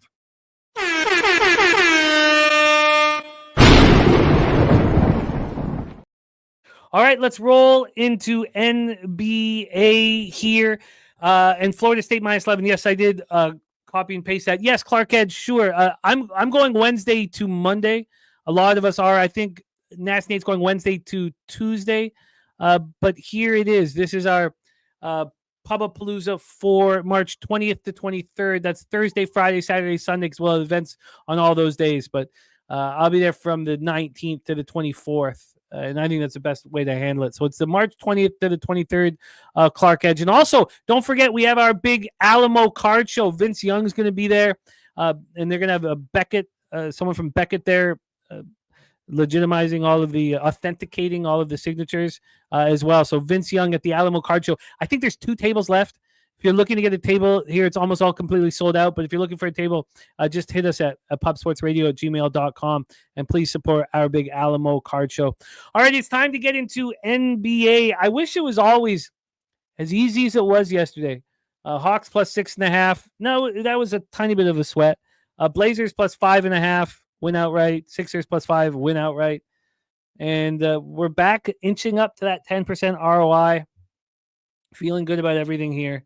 And want to get that money. And we have just the cappers to help us get to the window with cash. Please welcome from South Jersey, one of the stars of our hit show, number 1 show on the channel, the Locker Room Talk podcast, which is out right now, premiered last night at 11 p.m. So you can catch it on our YouTube page. Coming to us from South Jersey, please welcome our guy, Billy Brisbane. Brizzy, what's good, man? How are you? Doing good, man. Feeling a lot better than I was in this position last week, man. I mean, we've been rolling since that little NFL pop-up show on Saturday. I feel like as a company as a whole, everybody individually putting in the hard work as we're leading up to the weeks to Pubapalooza. So hopefully we can put in a nice little NBA day here because you've been the hot man in the NBA Association. So let's hopefully we could pick some spots here in this 9-game card and keep the good times rolling. I'm looking forward to it. I'm loving basketball right now, and you really have to open up to basketball this time of year to get as much joy out of gambling as possible. And I've done exactly that. Looking forward to cap this with you, Brizzy. But it's not just Brizzy. Also coming to us from Los Angeles, California to cap this card with us. Now, we only have him for 40 minutes, which should be enough time to get through the card, but we must keep an eye on that. We'd like to get this done in 40 minutes. Please welcome the star of our college football season with a unbelievably spectacular record, our friend Wine Time Sports. Wine Time, what's good, man? How are you? What up, boys? What up, boys? Good to see you guys, man, on a Wednesday. I'm glad I could cap this card with you guys today. I got about 40 minutes, so yeah, I'm ready to get to it, guys. I got 4 plays today. Gave them all out on X earlier. So yeah, let's get to it, fellas. So we need to get you done by, within 2 o'clock. Sorry, 29 minutes. 10 minutes too? Yeah. 10 minutes too. 5 minutes too. We're good. 5 minutes too. Okay, cool. Saturated, I can stick with that, but we have time as an issue. So if I'll try to get to it at the very end of this NBA breakdown, or but if you ask me, I should remember here. Let's roll, fellas. Let's get to work. Let me just move the odds over to NBA and get up the shoot around information here, which will take 1 second. And that is up here. And then let's get this up. And then let's roll. What a treat it is to have both you fellas here to cap NBA together. As Brizzy said, as a group, we have been really delivering the goods. Let's keep that going. And then Brizzy talking about me being hot in NBA. If I only bet sides, I can't imagine what my record would be like. I'm going to try my hardest only to do that as we move forward. But let's roll. 7 p.m. Eastern, we have the Brooklyn Nets 14-33, 9-17 on the road at the Charlotte Hornets 12-31, 8-15 at home. We are at the Spectrum Center in Charlotte, North Carolina. Ball is out, so no issue. So we know it's Mychich, Nick Smith, Josh Okogie, Miles Bridges, and Taj Gibson is the 5. Josh Green out. Definitely not starting at the 5. No way. No way. They're going to start like Diabate. Okay. All right. Then for the Nets, Cam Thomas out, Johnson out, Clowney out, Bogdanovich out. Their expected starting 5: D'Angelo Russell, Keon Johnson, Williams, Jalen Wilson, and Nick Claxton. It's a who's who of who the fuck are you? To the line history here for this spot. We have Charlotte -2.5 and -102. They opened up at -3. So we've had a half-point move towards Brooklyn. Half-point move towards Brooklyn. When we get to the total here, we have a 206 -107 to the under. It's opened up at 205. So we've had a 1-point move towards the over. From a cash flow perspective, 19% of the tickets and 24% of the cash is on Brooklyn on the spread. On the money line, 21% of tickets and 49% of cash is on Brooklyn. Market is somewhat appealing to Brooklyn. 86% of tickets, 75% cash on the over. We've watched it go up a point. Brooklyn, of course, coming off their 7th straight loss. Again, for our statistics with pace and shooting, I use the last 5 games, so you'll hear that throughout the card. Brooklyn 0-5 over their past 5 games, 27th fastest pace, 95.9 possessions a game, 38.3 from the field, and just 28.2% from 3. There's been some horrific 3-point shooting by some teams in the NBA over the last little bit. We'll go over all those teams, and here's your number 1 spot. The Nets shooting horrifically, 28.2 from 3. Charlotte 2-3 over their past 5, 19th fastest pace, 98.7 possessions a game, shooting 44.1 from the field and 38.5 from 3. The Nets coming off their 7th straight loss, 110-96 at home to the Kings on Monday. And the Hornets come in off a 112-107 loss at home to the Lakers on Monday. This is game 3 of an 8-game homestand for the Hornets. So we're not really that close to the sweet spot of the homestand. And we have only a couple teams on back-to-back. So this is a much kind of an easier situation for us all to cap. We're going to go back and forth from you guys. One will start the first game, one will start the second game. So we'll start with you, Wine Time. Nets, Hornets, take it away. Yeah, this is actually a game I have a play, and I like a good bum fight here, what you would say, Jim. I got the Brooklyn Nets here. I got them at +125 about an hour ago. I think they're +120 at my book right now. Not much of a line difference, but definitely a public fade as well towards the Hornets. I've been actually betting the Hornets the last couple of days. I bet them against the Lakers. I did get my money on them the game before, and I think I lost with them. So I'm 1-2 their last 3. This just seems like a Brooklyn Nets spot. I mean, Mark Williams is out. Ball's out right now. Mark Williams is confirmed out, correct? Yeah, he's out. Yeah, he's out. Yeah. So I don't know how I think this total is low for a reason as well. I'm not going to move on this under, but I definitely don't know if this is going to hit 200 points. It's probably whoever gets 100 points first is going to win this game. And I think that's going to be the Brooklyn Nets. I expect D'Lo to probably have a good game as well, but I expect them to spread the ball around in this game. They need a win here. It's been a while since they've gotten a dub, and I think this is a right spot for them here in Charlotte. Charlotte has been playing good basketball, but like I said, their best player is out. Mark Williams, who's playing some big time ball right now down low for them, he's out as well. Josh Green, I think, is out as well. So, yeah, I think this is a Brooklyn Nets spot. So give them to me +125 on the money line. I got them about an hour ago, maybe less. Probably still get the same number at some books. My book moved it down just a bit, but I like that, and I hope it goes down to a +110 before tip. Yeah, I can completely understand the thought process around it. What are your thoughts here, Brizzy? Nets, Hornets. Yeah, it's actually funny. The last time we did this show together, the Nets were coming off that loss versus the Knicks on that national TV spot.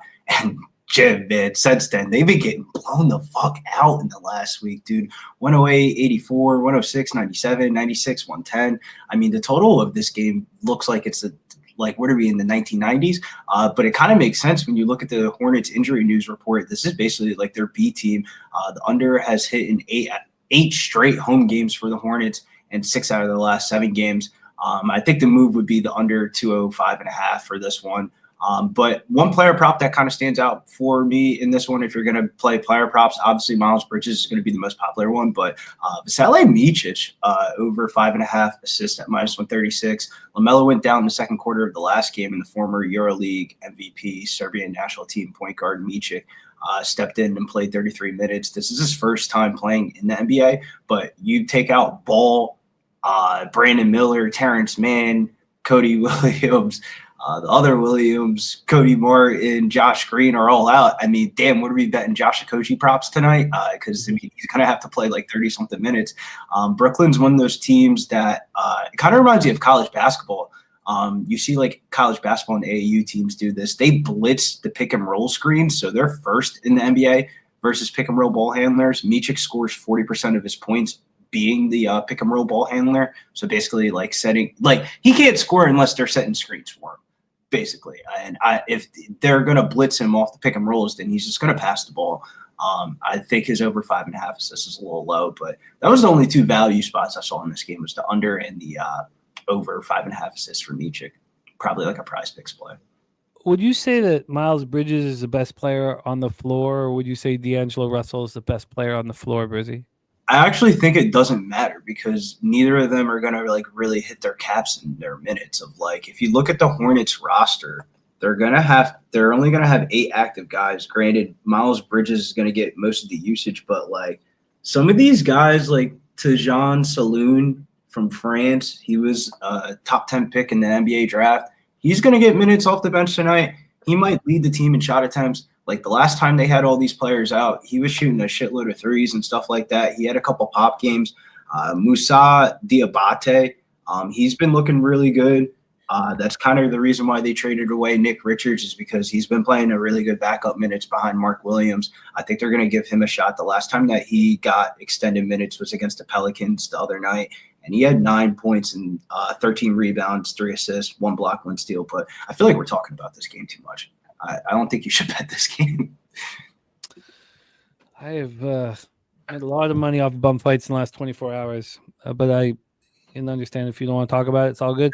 No, not like that. I mean, Wine Time's only here for 40 minutes. We shouldn't spend 15 minutes on Brooklyn Nets Hornets. No, I feel you. Wine Time on Brooklyn plus 125 in this spot, and I'm interested in joining them, but this isn't a must join. This is just interest at this point. They're just too bad. I mean, this is going to go down to the wire. Maybe the home team has an advantage, but we saw the Hornets last game. If we go back 2 games ago, maybe the Lakers game isn't the best example because they were down so much and came back late. But the Hornets in that first game where we thought Ball was playing and he wasn't playing, the Hornets looked great for 24 minutes and then were absolutely atrocious for the rest of that basketball game. I think we need to take the basketball out of it and just look at the records. Everyone's going to be tanking for Cooper Flagg. The Hornets have a better record the Nets have a better record than the Hornets. Ideally, if you're the Hornets here, everything is the writing on the wall of like they're tanking this game when they're like injury news report of like they're trying to lose this game as just as much as the Nets are trying to lose this game because this might be big for the draft position late in the season. And Saturated, if you want this under, I would try to find when it gets to that high water mark because it looks like it's still climbing. Let's roll on to the next spot on the board. Now, we talk about the no back-to-backs, but the level of difficulty is with the Pacers and Spurs coming back from Paris. And here with the Pacers coming off that 136-98 win over the Spurs on Saturday night, is a very appealing spot to fade them in.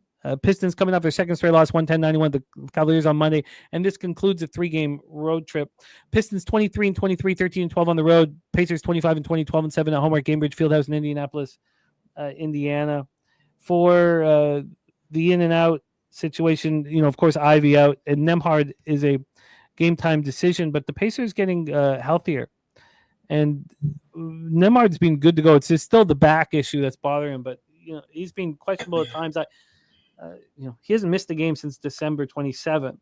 Let's get into the line history here for this Pistons Pacers spot. This total 232. It's minus 108 to the over. It opened up at 230, so we had a 2-point move to the over. And when we get to the point spread here, the Pistons are plus 7. Why would this move a half point towards the Pacers? I can't comprehend that. And if this was down to a 5, I'd be betting it as we speak. I'm very surprised. Total or cash wise, 86. Sorry, 76% of tickets, 78% cash on the over. And on the spread, 59% of tickets, 60% cash on the Pacers. Why in the world? What? I mean, what? Why would this line be moving towards Pacers? This one's confusing. Brizzy, you're starting off this one. Take it away. Pistons, Pacers. Yeah, before I get into the breakdown, I think the reason why the line's moving like that is because the Pistons are 1-7 against central opponents this year, which is absolutely terrible. But while the Pacers haven't played since Saturday, they should be well rested here for this spot against Detroit. But Detroit was on a little bit of a run at the beginning of this road trip, and it seemed like the travel kind of caught up to them in the last couple of games. But they should be ready to go for this one, coming off of 2 bad losses. I expect a good effort from them. The total has gone over in 6 of the last 7 games for the Pacers, but that's mainly because of their offense. They've been actually playing pretty decent defense. While they played 2 weeks ago, this total finished at 211, and that was with basically everybody healthy. And then this total's at 229.5, 230.5. I mean, Vegas is telling you everything that you need to know of, like, this is a sleepy Pacer spot. There's going to be points scored in this game.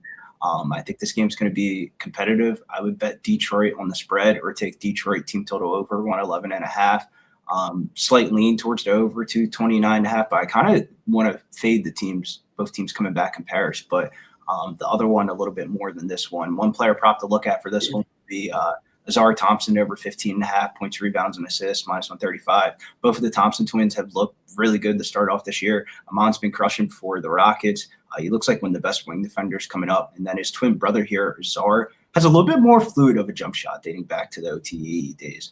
Coming off a bad shooting game to close out that road trip in the last game, I mean, he went 0 for 6 from field goals, and they just didn't even really play him at the end of the game. But prior to that, he went over his PRA line in 5 out of his last 7 games, playing 20-plus minutes in 4 straight games. Seems like the front office is really emphasizing more minutes for these players like Azar Thompson and Ron Holland that they drafted in the last couple of years. I'm surprised that because I heard another capper in the chat talking about how, this isn't that they should be rested and fine. I think this is a terrible spot for the Pacers and the Spurs, that they should be. I'm feeding the Spurs. I'm letting you know right now. You don't have to sign up for the Dub Club shit. I'm telling you, the play's going to be the Clippers tonight. Yeah, I mean, I hear that, but it goes against the number one ROI angle that I've had in my NBA history of blindly backing teams that lose by 30 plus. It is a little different because it was in Paris, but we'll talk about that spot. Also, these teams, Detroit's been shooting quite poorly over the last 5 games, just 32.9 from 3, 45.8 from the field. They're both playing at the exact same pace over the last 5 games. 9th in the league at 101.3 possessions a game. Pacers 3-2, Pistons 2-3. Wine time, take it away, Pistons, Pacers. Yeah, when I originally looked at this game, I circled the over. I didn't actually move on it, but I'm still looking at it, and it's only moving up right now. You mentioned it, Pacers coming back from Paris. I do think they're going to be rested, but I just don't think a lot of defense is going to be played between either of these teams here. And I did have a lean actually towards the Pacers, laying the 7 points here. What did this line open up at 6? Yeah, it opened up 5.5 at the books that put out in the afternoon with limits, very low limits. It opened up at 6.5 at 11:44 p.m. here, and this would have also had limits at first at this line. So it's gone from 5.5 to 7 at some spots, and the others are brought out later, 6.5 to 7. Pacers been red hot 8-2 last time. Yeah, they're playing some good ball right now. I definitely have a lean towards the Pacers, and I know, 59%, 58% of bets, 59% of money. It doesn't seem too public. It definitely seems like it's sharp money moving this to a 7 right now. So I definitely have a lean towards the Pacers as well. I don't have a move on this. If I do end up moving on this, I'll tweet it out. I'll tag you, Jim. But I have a lean towards the over and the Pacers. I'm going to look at this game a little bit later and probably move on in a couple hours before tip off and see what number I can get. It's wild. And this is the type of thing in NBA that makes me so uncomfortable, because how in the world to me, this is, how do you not bet the Pistons? But Loss. Why is the market just moving strictly against it? Of like, maybe the numbers are just outweighing the spot here. Pacers coming off a 38-point win in fucking gay Paris. I mean, do we not remember the last time Tyrese Halliburton was in Paris, France over the summer, and he had the video coming out of the fucking trailer van with 8 snow bunnies and him taking the TikTok video saying we getting lit tonight. I definitely think he might have had a couple of drinks and celebrations after that Saturday one. But when something is this confusing to me, I should stay off of it. I never think, oh, what a deal this is. But I was almost certain I was going to be on the Pistons today.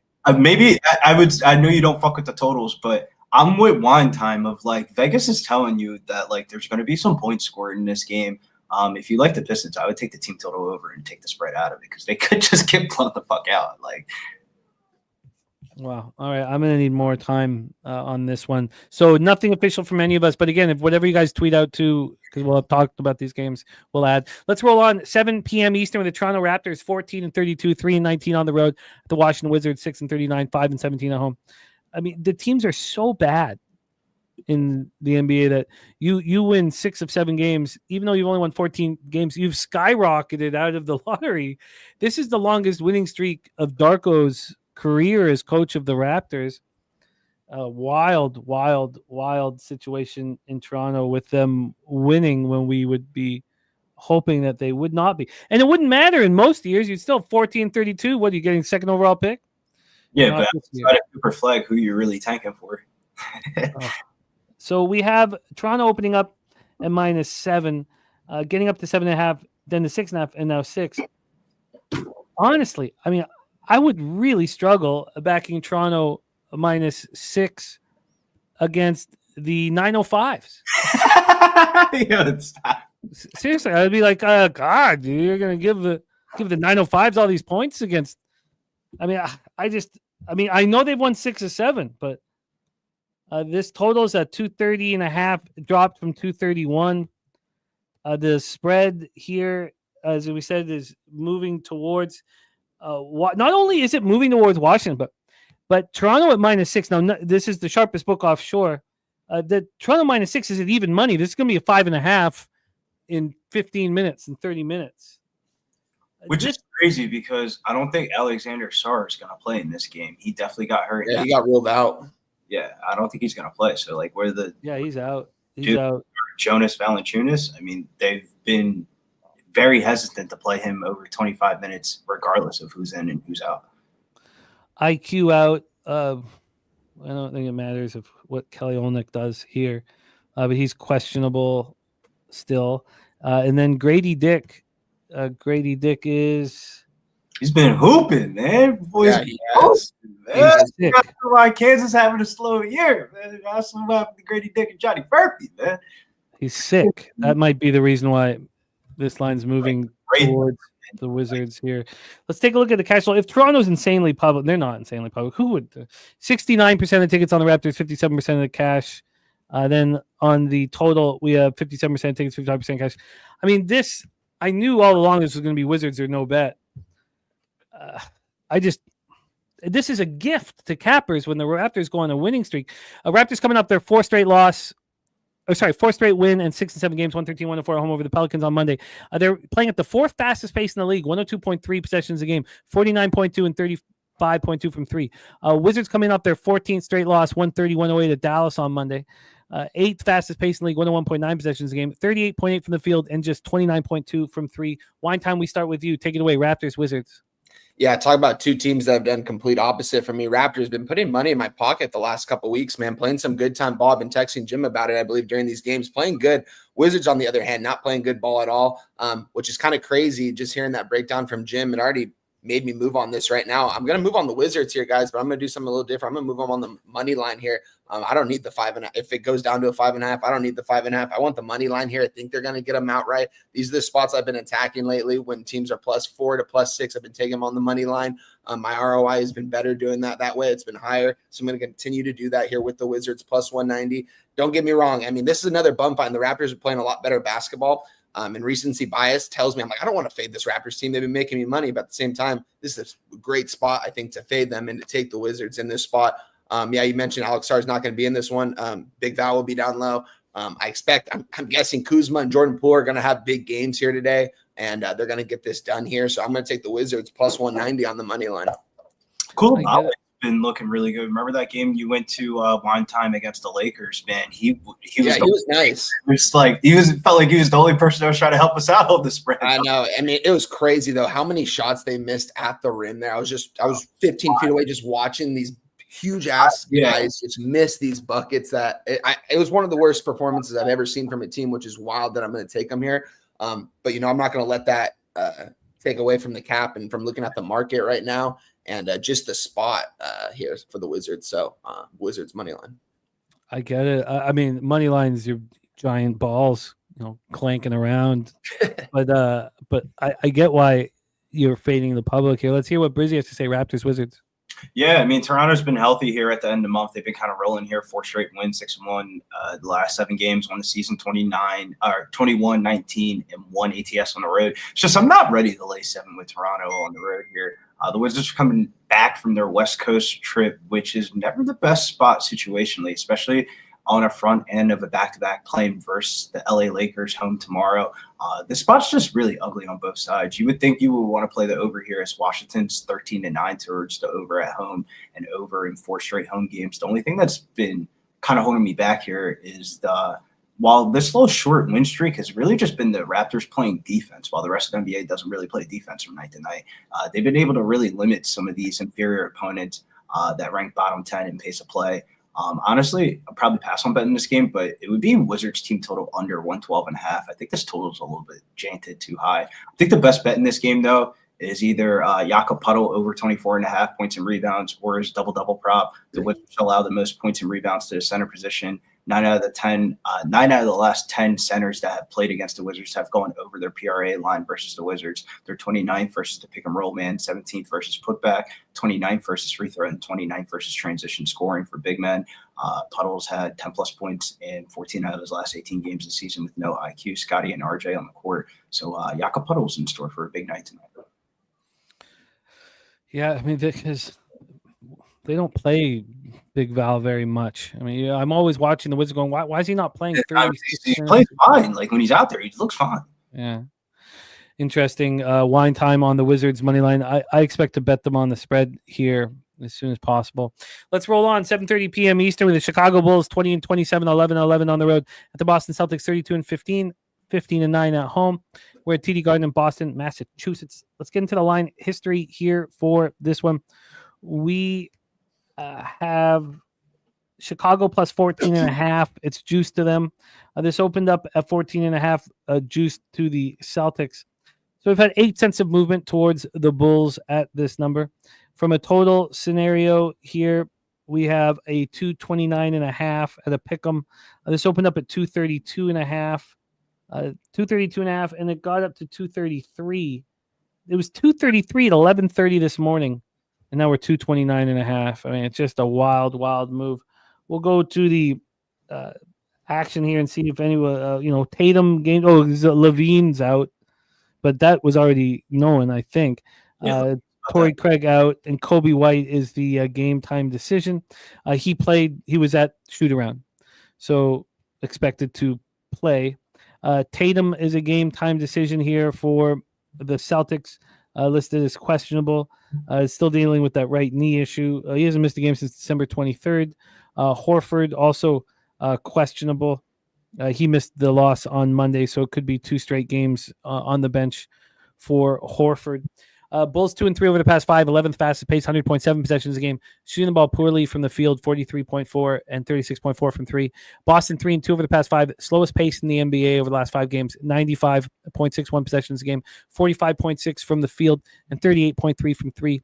Bulls coming off snapping their 2-game losing streak of the 129-121 win at home over the Nuggets on Monday night. And Celtics coming off their second loss in 3 games, 114-112 at home versus the Rockets on Monday. So just there, saturated was one of the reasons why we were fading the Rockets. That game meant why I was on the Hawks last night. That game meant so much to Udoka. The game meant so much to the Rockets. So that was the number one reason why we faded the Hawks. But I'll go into the rest of them here in a sec. Take it away, Brizzy. Bulls, Celtics. Yeah, the secret's kind of out on the Celtics about their ATS numbers coming off of losses. I mean, it was kind of only a matter of time. But, I mean, damn, dude, they're really making it hard because this is a little bit of a ridiculous spread considering their recent form. But dude, I guess I'm buying into it. Everyone's going to say take the points here with the Bulls because their ATS numbers on a year. Levine's about to have a kid. He's away from the team. Everyone's the trade deadline's right around the corner. This seems like a Celtics smash spot in some way or another. I think they're going to run up the score here. It's just with Jason Tatum being on the injury news report, probably just wait until like that 5:30 East Coast injury news report. He gets ruled out. This total goes down. The team total probably goes to like 120.5. It's at 122.5 right now. And then you take the over 120.5. I kind of want nothing to do with Chicago coming off a huge win versus Denver. This seems like a back to reality spot for him. One player prop that's just been, I hope you've just been betting it. And actually, Nate said in the chat, like, if you know, bro. Kristaps Porzingis over 1.5 3-pointers, just been absolutely smashing. He's going over his 3-point prop in 8 straight games. Chicago is allowed to miss 3-pointers to the center position over the last 30 days. And then with all those people in the, not all those people, but Tatum, you took off Tatum and Horford. Kristaps Porzingis is probably going to have a game tonight. I would even look at his 18.5 or 17.5 points, open up at 16.5. I probably think it closes at 18.5 tonight. This looks like a big Porzingis game, and the Celtics roll in this spot. Is this Porzingis over 1.5 threes official? I'm not really too worried about the player props, to be honest with you. Like I have all day to bet that. Okay, let's hear from Wine Time Bulls Celtics. This seems like a smash and grab for the Celtics here, being this much of favorites. I can see why the public's taking the Bulls right here, getting double digits. But yeah, I don't know why I'm not on the Celtics here. I like being on the Celtics when they're this big of favorites, man. I've done it once this year, I believe, and they beat them by like 30 points. So I definitely want to get involved with the Celtics in some way here.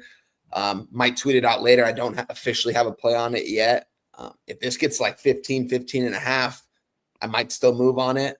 We'll see here, but I definitely have a lean towards the Celtics. I think this could be a smash. It only comes down, though. I don't think Jason Tatum's going to play tonight. The fact that he's even on the injury news report gives me the inclination that he's probably not going to play tonight. Why would they push him in a 15.5 point favorite spot against the Chicago fucking Bulls? Yeah, I might stay away from this spot. I might need confirmation on that then. But circle around it's a tough cap. Definitely, this seems like a Celtics smash and grab though, for sure. Just looking at the line right now, being 14.5 points. I mean, the Bulls are going nowhere fast right now, not playing good ball. So coming off that huge win versus Denver at the crib. Yeah. They're going on the road, and the Celtics a little bit pissed off Celtic team. This is, I think Nasty Nate said it in the chat. Peyton Pritchard just looks like a Peyton Pritchard fucking game. It was his birthday yesterday, I believe. So that makes so he's even got the birthday narrative. You know, he's got a little. For the guys, it works a little different for the girls. You get a little bit of ass, and you got a little bit of swagger on that court out there. And this looks like a good spot for him, I guess. Yeah, this is uncomfortable. I mean, I can completely understand 30% of tickets, 40% cash on the Celtics. It's not really moving off the 14.5. It's a huge spread, and we've seen the Celtics destroy in this situation, but it just feels like, they're up 22 to start the fourth, and then you're sitting there sweating this last second with the bench emptied, and it's just like, but I can understand it here. No action at this point from us. Now, we only have wine time for a few more minutes, and we have 7 left. So why don't we just skip to the spots that you are moving on, Wine Time? So what's the next spot on your card? We can go right to Madison Square Garden. Sweet. And then how many other spots do you have? I'm on that. I'm on the Pelicans game and then the Timberwolves game. So I have 3 more. Okay, so why don't you just give us one-liners and then we'll go back through it. So Nuggets, Knicks, your plan of attack. Yeah, I'm on the Knicks here. I moved on the -3. I do see some 2.5s right here at some spots here. I don't really like to see that, but I do like the Knicks here in this spot to make it short and sweet. Yeah, I like them here. Denver coming to this Madison. This is the ESPN game. We're seeing about 50-50 split on the tickets right now. Josh Hart questionable for this one. I'm hoping that he plays because we're going to need him out there. But I'm on the Knicks here, -3, -110. I like their roster, man. I like them at home, and this is a short number against another really good team. I just think Knicks are the better team in this spot. I think this is priced correctly for them. So I'm going to take them to pretty much win this game at the -3, and I think they get it done here. Interesting. I was thinking that you would be on the other side. Knicks winning 4 straight, coming off the 143-106 domination, and Nuggets coming off of 2 straight losses. Yeah, seeing this line move to 2.5 at my book after I got a -3. Not gonna lie, I don't like it as much, but I did give it out on X, and I do still like the play, so I'm gonna give it out. I expect to be on the Nuggets when it's all said and done here, but if obviously hearing you on the other side. So what did you get Knicks -3 at? -110. Okay, and then what's the next spot for you on the board? Next spot, we can go to New Orleans. Okay, let's do it. Mavericks Pelicans. Yeah, I'm on the Pelicans, guys. I'm on the money line +105 here. Seeing this line go down. I like the Pelicans starting 5 that they're sending out there today. Looking at the injury report again really quick here. Looks like McCollum's going to play. Looks like Murray's going to play. Williamson's going to play. Trey Murphy. I like the starting 5 that they have finally. And they're all confirmed in. Zion fucking great. Yeah, as of right now, I see DeJounte Murray probable. Jordan Hawkins is ruled out. They're not on what I'm looking at the injury report right now. They're off of it. Yeah, sweet. Yeah, and it looks good to me. I like this Pelicans team. I backed them a lot last year with their roster that they have. I like their head coach. I know this season been plagued with injuries, haven't been playing good basketball. A lot of guys have been in and out of the lineup, but I just like the Pelicans here in this spot. I'm getting them at home here, getting them +105. My book moved it down to a -110 now to a pick 'em. So I definitely like where I'm at there. Beat the line move in on that one. And I think the Pelicans can get it done outright here against the Dallas Mavericks. Yeah, I don't blame you, bro. Zion Williamson is like, I can't emphasize that enough. Dude, he looks like he's back on that shit, man. Like, he lost a little bit of weight. As long as he's out there on the court and playing, the Pelicans are really not that ass, man. Like, if you look at the players on the roster, DeJounte Murray, CJ McCollum, and Zion playing at top 10 NBA level, I mean, if Zion's putting up 37 and 7 in 27 minutes and then 28 and 11 against Charlotte, bro, who the fuck's about to stop him from the Mavericks here, bro? PJ Washington? Like, if anything, dude, I think this game might go way over, man. This total opened up at like 224.5. This shit shot up like 5-6 points by the time that I looked at everything this morning. This looks like an over spot. I think it's a smash spot. Pelicans up 3 straight losses. We'll get into this a little deeper, but again, I think you want to fade teams after beating up on horrific basketball teams, and that's what just happened when the Mavericks taking out the Wizards by 22. Shit, that's what happened to the Pelicans, dude. They played the Utah Jazz back-to-back games, smoked both of them, and then they went on a losing streak after that. And we were fading them immediately after that. Yeah. Especially after that huge franchise record comeback. I mean, that's just the gift of all gifts, fading a team after that. Okay, I think that Pelicans is extremely appealing. And then what's the last spot you have, Wine Time? Minnesota. I'm on the T-Wolves. I'm on the -105 here, or -1.5. I apologize. -1.5. Let me just double check here. -110. Line is moving a little bit towards the other way. It's definitely seeming like the public is kind of taking the Timberwolves here in this spot. Timberwolves are coming off 3 straight wins. Same are the Suns. I like the T-Wolves here in this spot. I think Anthony Edwards and KD are most likely going to go back and forth in this one. I don't like to see, though, that more of the public is betting on Rob and Nas Reed are both questionable, and that's fucking huge for their bench. If Nas Reed and Rob Dillingham both miss, bro, the fuck's about to score off the bench for the Timberwolves tonight? Of Nas Reed has been snapping, dude. We talked about this last Wednesday. He's had 20, damn near 20 plus points per game in the month of January. Rob Dillingham's been out there hooping, they've been benching Conley. I think that's the reason why this line's moving a little bit, because of that. Yeah, they're both sick. They're saying, when one person's sick, I stopped. We've watched the sick teams step up time and time again. And when one person's sick and then you say, oh, there's a flu bug going on, I think it's irresponsible. Yeah. Now they have 2 people sick and they're saying there's a flu bug going around. I wish that wasn't in play here, because this is a first of a back-to-back, right? They play at Utah tomorrow, so they're going to be extra sensitive about making sure these guys are healthy. And then this is finishing off a 3-game homestand for the Suns. I'm looking forward to cap that one. We got Wine Time on the Timberwolves -1.5, -110. Pelicans money line at +105. Knicks -3 at -110. And the Wizards money line +190. And he may have more action. Oh, and the Brooklyn Nets money line +125. And there may be more action here. Maybe more action. So, got to follow Wine Time on X. I'll pop his X handle here in the chat. Wine Time, thank you for making time for us. I know you got to run. Any last words for the Capper supporting the show? Yeah, appreciate you guys for having me come on the show, man. Give out these plays. Good luck to you guys. Good luck to everyone in the chat. Follow me on X, Wine Time Sports. Go get that cash, fellas. Let's go. There he is, Wine Time Sports. I'm going to pop his X handle in the chat. Nice. for dog spots, man. Of like, you think the man owes somebody money the way he's been betting these money line underdogs just outright. Like They've been working. Saturday show a couple weeks ago, he was like, the Bulls outright telling you this is the best play of the day. Like they ended up smoking him. Yeah, he's running nice. Let's roll in to the next spot on the board here. 7:30 p.m. Eastern with the Cleveland Cavaliers 37-9, 15-6 on the road. At the Miami Heat 23-22, 12-9 at home. Kaseya Center in Miami, Florida. Let's get into the line history here. This total is at 224.5. It's minus 110 to the over. This has come down from 227.5, a 3-point drop in the total. And in the point spread here for this spot, we've got the Cavs minus 7.5 at plus 102. They opened up minus 7 at minus 112, got to 7.5, got to 8, got to 8.5. They were 8.5 when the show started, and now we're back at basically a 7. Darius Garland was ruled out for this game, by the way. Oh, that's a huge news. So Darius Garland ruled out, big part of that. Let's go over to that report right now and see what's up. So Garland out, LeVert out, Merle a game time decision, and of course Jimmy Butler not going to be wearing a Heat jersey again. So let's get into the line history and the cash flow.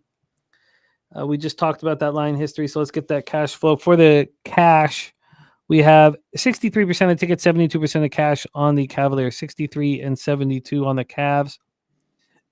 Excuse me. Then we have 74% of tickets and 66% cash on the over. So the Cavs 2-3 over the past 5, 22nd fastest pace in the league at 97.6 possessions a game, shooting the ball well as they have all year, 46.1 from the field and 38.7 from three. The Heat playing a little slower, 26th fastest pace, 96.86 possessions a game.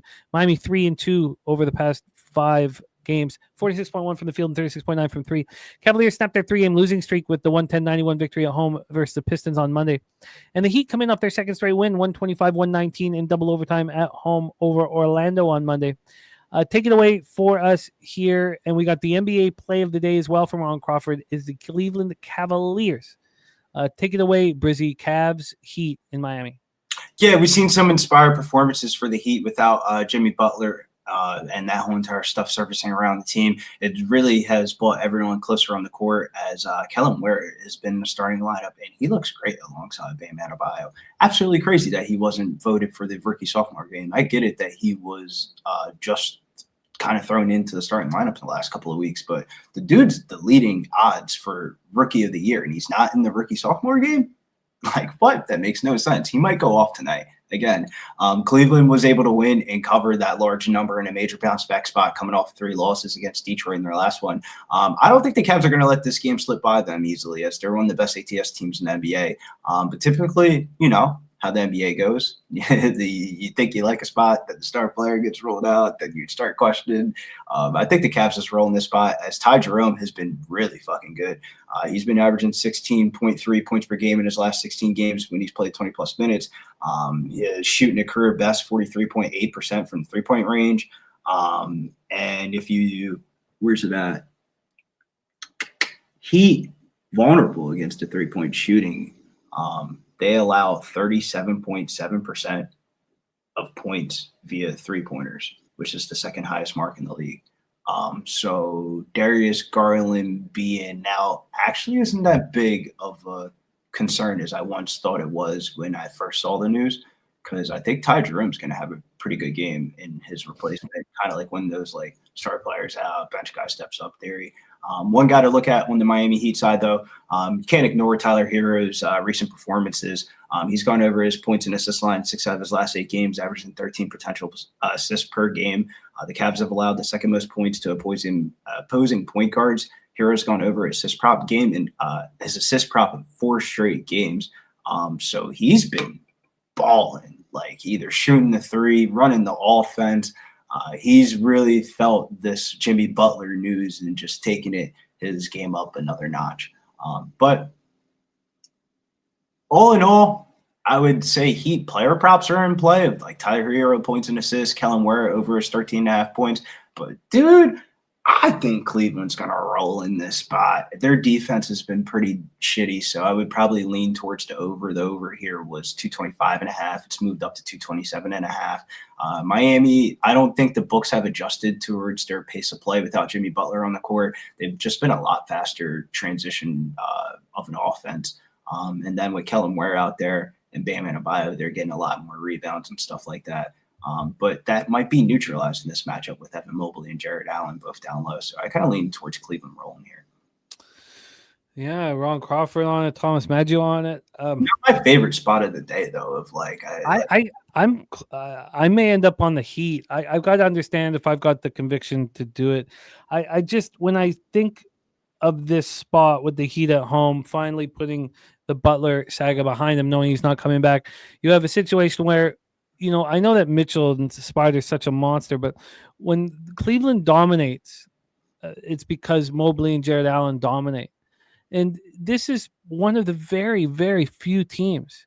Yeah, but you got Miami coming off that emotional win against Orlando where they were down the whole entire game. Then they came back and won in a double overtime game. And then the game before that, they almost fuck around and lost to the Brooklyn Nets until they started putting it on in the fourth quarter. So, like, they got the inspired performances of Jimmy Butler done and over with of like, all right, so what are they now? And what they are now is a shitty basketball team. So I disagree with that angle here, which I usually back heavily, but they come off their second straight win, you know, and it's they double overtime win at home, and they know Jimmy Butler's not going to be in the facility. Now they can say, okay, this is our team, this is our group. You know, let's you know, I feel good coming to the arena for the first time. You know, this is a team that's still one game over 500. I don't know if I have the conviction to go up against the players. Are like laughing about it. Like if you look at Kevin Love's Instagram, you know the Martin episode when Tommy is like walking around Martin's apartment and they're basically saying, "You're jobless, you're jobless, you're jobless," and it was like Kevin Love posted a video basically saying to Jimmy Butler, "You're jobless, you're jobless, you're jobless," and like Jimmy reposted it. Like the players like know that this is Pat Riley. This goes back fucking years, Jim. He did the same exact shit with fucking Shaq. He did the same exact shit with fucking Jason Williams when he was on the team. When Jason Williams was on this team and he would play for the Miami Heat back in the day when Pat Riley was coaching and stuff like that, him and Jason Williams got into such an argument that Shaq almost punched him out at the fucking practice thing and basically said, like, dude, you're drawing. And, like, there's no veterans on this team that's really going to say that. But if you watch, like, the Udonis Haslem and Mike Miller podcast, like, yeah, they're basically, I don't know, man. You would think it would, like, really affect them, but it feels like they can separate between what the front office problems are and what the problems are on the court. And, like, I don't know. They feel like they've put it past them, and they've definitely have looked a lot better on the court. I mean, Kellen Ware and Bam Adebayo look like one of the best 1-2 combinations down low in the league. It's just like everything around that is kind of dog shit. Like Tyler Hero should not be your starter point guard in the NBA. You're going to lose a lot of basketball games like that. Yeah, I hear you. I'll see if I have the conviction to go up against the monsters here. 0 people in the chat, not one person liking the Heat at this number. And then, you know, it was the double overtime comeback wing. That was the kicker for me for here in this spot of like, yo, if you really watch that game, there's no fucking way Miami should have won that game. And they won that game in double overtime. Like, yeah, I honestly think, like, the more and more I'm talking about this out loud, like, you would think I got a fucking max play on the fucking Cleveland Cavaliers, but like, I see what you mean that you like Miami in this spot because, like, out of the spots I have written down on this paper across from me, Cleveland was not on it. Yeah, well, I need to see how much action I have on the NBA card, and then I got to sit and think: do I really have the balls to go up against the spreadsheet? So it'll take some thought, but this is heat or no action for me. I like the over. The books have not adjusted towards the Miami Heat's pace of play without Jimmy Butler on the court. They're a way different team. They're like a top 10 fastest paced team in the NBA without Jimmy Butler on the court playing. So it's kind of hard to see the stats because he's like in there for some games. Sometimes he's half-ass playing and shit like that. But if you watch the games that he's not playing, like it seems like a different offense of like they're grabbing the board and just getting out in transition because they know they can't score in half-court sets as once as they used to. So I like the over here. Over opened up at 225.5, going up to 227. Market kind of agrees with it. You take off Darius Garland and put in Ty Jerome. I'm telling you, some points might be scored in this game. As much as I love Ty Jerome's offense, reason why he's not an NBA starter, because, I mean, how much defense is he playing? But then you run into the conversation of who plays defense in NBA outside of, like, Dyson Daniels.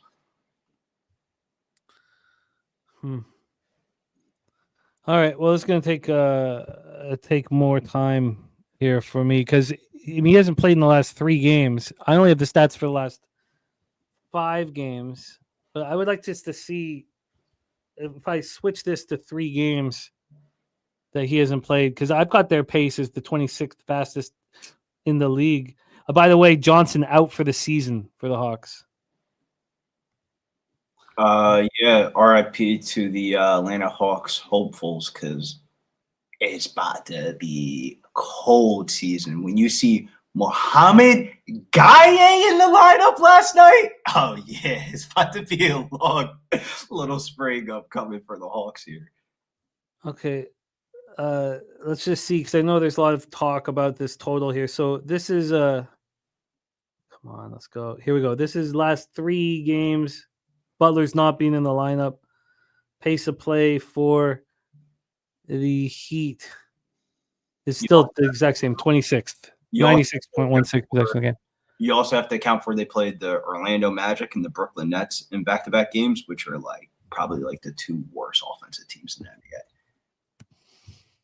Okay, very interesting. More work will be done on that game. Let's roll on. 7:30 p.m. Eastern with the Denver Nuggets, 28-18, 14-10 on the road at the New York Knicks, 31-16, 16-8 at home. We're at Madison Square Garden in New York, New York.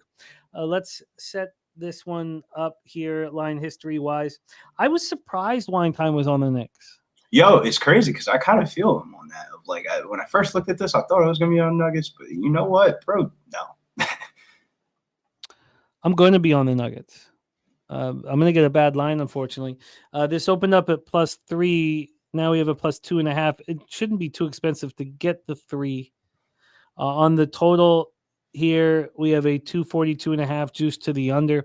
And let me also state, I'm on the Nuggets, but I'm not like sitting here all bullish and confident. And maybe once we talk it out, maybe I won't be on them, but I don't blame you. When I first looked at this game, I really thought I was going to bet the Nuggets. And then as I got done capping the card, it was, oof. No. I have not backed a team off of a 37-point win probably in my entire life. Maybe college basketball? No, ever. I don't think I have ever in any sport, in basketball, ever, college or, or college or pro. So there's a 0% chance I'm going to be on the Knicks after a dominant performance that they just showed. I feel like you have to put in a grain of salt of what's the one thing we never seen Tom Thibodeau ever do in the NBA out of all of his years of coaching. I don't know if his wife told him, like, you need to change a new leaf and have a New Year's resolution, but the reason why the Knicks are putting up all these fucking points is because they're actually going 9 players into a rotation, and the Knicks bench is actually really fucking good. The Knicks are a very good basketball team. Don't get me wrong. Coming off their 4th straight win, this game 3 of a 5-game homestand, which to me isn't the sweet spot. It's next game. And the Nuggets are on game 3 of a 5-game road trip. Coming off the 2nd straight loss, that is a sweet spot to me when a team opens up a road trip, a good team with 2 straight losses. Denver 3-2 over the past 5, playing 7th fastest pace, 102 possessions a game, shooting the ball beautifully from the field, 52.3, but poor from 3, 34.9. Knicks are shooting the ball really well, 4-1 over the past 5, 18th fastest pace, 98.9 possessions a game, 47.9 from the field, and 38.7 from 3. As we said, the line's gone from 3 to 2.5. We have a half-point move towards the Denver Nuggets, 50-50 on the spread. Bigger bets are coming in on the Knicks, 61% of the cash. When we get to the total here for this spot, and I also will take a peek at the money line too, but for the total, 65% of the tickets, 75% of cash on the over. And on the money line, 77% of tickets on the Knicks and 62% of the cash, 23 and 38 on the Denver Nuggets. And Ron Crawford says, remember the NFL favorite loss system, and now on the road, take Denver. Yeah, I'm right with you. NFL and NBA are way different. There's way more games in NBA with like a lot more travel and stuff like that. I feel like you can't correlate this 2 sports spots. Certain trends work in both sports or all sports. I'm, Really. I'm not denying that. I'm just saying the direct correlation between NFL and NBA. Yeah, it's a different ball. But it's a whole entire different cap of like the Yeah, I mean, no one's saying, "Hey, these two sports are." Come on, there's no need to argue something that nobody's arguing. Arguing. What is the NFL favorite law? I'm interested. I think that's the word I should use. Interested is the other word, Jimmy. Tell us your plan here, Knicks Nuggets. Dutch says some wild shit sometimes, but some of his basketball takes historically are pretty fucking good, man. And he was spot on Monday on the Medicaid Monday show when I was back there, and he said the Knicks have been turning it up another level. And Tom Thibodeau's actually diving into the bench, man. They've been getting really good minutes. Like they're playing 9 guys a night, so now the starters aren't fucking dead by the fourth quarter, and they're not blowing leads anymore. They're coming to this game with a 4-game winning streak. Blowing out teams by almost 18 points per game. I mean, they scored 143 points in back-to-back games, which is pretty wild. I don't think this matchup versus the Nuggets, though, is as much as a letdown spot for the Nuggets, as they're the top scoring team in the NBA in transition. And if you look at the makeup of this roster around Jokic, it kind of makes sense. They've scored 121 points in 4 of their last 6 games, going over 6 out of the last 8. The Knicks have gone over 6 out of their last 9 and 5 of their last 7 home games. This is going to be the highest scoring game of the slate. When I did the daily fantasy stuff for the research and stuff and all the models and all that shit, this total is like 10 points too low. Of like this opened up at 238.5. I would put this in the 250s. I think the Knicks come back down to life, but they've scored 142 points in back-to-back games. I mean, they could still go over their team total of 120.5 and have like a come back down to life game. If you watch the Nuggets play, they've looked a lot better, but dude, their defense is still a huge problem. I like the over here in this game. Player prop wise, I think Jalen Brunson's in store for a good game. You got to look at the juice on this, but one trend that stands out is over 1.5 3-pointers. He's gone over 5 of his last 6 games, averaging 3 3-pointers made per game. 4 versus Denver in their first meeting. Brunson's gone over in 4 straight home games, his 3-point line. Nuggets have given up the 6th most 3-point attempts overall this season to the point guard position. I think Jalen Brunson's going to have a big game, and I actually think the Knicks are going to win this one. I don't know how convicted I am on it. There's other spots that I like on the card a little bit more, but my conviction here is I think this is going to be the highest scoring game of the card. It's not rocket science when you see a total at 242.5 that's moved up from 238.5, but I think there's just going to be points scored in this game, and I think that's where I'm going to stay at. Interesting. So I have this total opening up at 246.5. I was up 3 o'clock in the morning after that Gonzaga game last night, and it dropped. It dropped down to 239. It opened at 2:46 p.m. at 246.5. It dropped. It went from 245 and 244, 244, 243, all the way down to 239, and then it started coming back up. So you did see it right. It was 239 last night, but it dropped 7 points from the total. And I'm not saying that this over shouldn't be hit. I just want a realization of like, bro, they're not going to score 143 points in every fucking game. So like, if they don't score 143 points, they might not score 140. But then 125, 130 is definitely the outcome. Like, bro, the final score of this game could easily be like 140 to like 136 with the winner, basically hitting damn near 150 points. I mean, the Nuggets are number 1 team in transition, and I definitely think that's where you could probably exploit the Knicks a little bit here and kind of neutralize it. But if the Knicks are going to keep on going 9 guys in their rotation, the way you cover spreads in the NBA is by having a good bench. It's not by your starting 5 or who's in and who's out. It's by having a good bench. The bench players come in and they're putting up good minutes and they keep the league going and stuff like that. I don't know, man. Like, the Nuggets are one of the worst first half teams in the NBA. Like, I think if you like the Knicks here, I would probably just go first half, get in, get out. Do you want the over 242.5 minus 104 official? No, that's not one of the 3 spots I have written down here. All right. Okay, we roll on. Next up, 7:30 p.m. Eastern, we have the Sorry, let me just write down there. Sorry. 7:30 p.m. Eastern, Sacramento Kings 24-22, 11-10 on the road at the Philadelphia 76ers, 18-27, 8-13 at home, Wells Fargo Center in Philadelphia, Pennsylvania. a very easy spot with Philadelphia last night. Didn't have the balls to take the money line, but excellent work by Wine Time for doing it. This total here is 230. This opened up at 225.5. There was a little bit of luck involved in that game, though. Anthony Davis got hurt in the first 5 minutes, and we saw Bronny James enter the game in the first quarter with like 8 minutes left. Like, what the fuck? Yeah, but I mean, if you're going to play 40 minutes and LeBron 37 minutes, I agree. It was that's what you get. We cashed all over it. We knew what was up. Tyrese Maxey was about to go off in that game, and we were going to make money, and that's exactly what happened. But I mean, again, you always look at how many minutes did the starters play the day before, and then. Well, the fact that they were up by 40 fucking points, LaMelo gets hurt, and then let the Hornets get back into the game. The spot was just written all over it. Yeah, it was wonderful. Opportunity for tonight, though, man. I like Sacramento a lot. Understandably so. After the Sixers deliver, right now though the Sixers are 8.5-point dogs at -101. They opened up as 7.5-point dogs. This got up to 9. This was at 9, but now we're at 8.5. So we had a 1-point move towards the Sacramento Kings.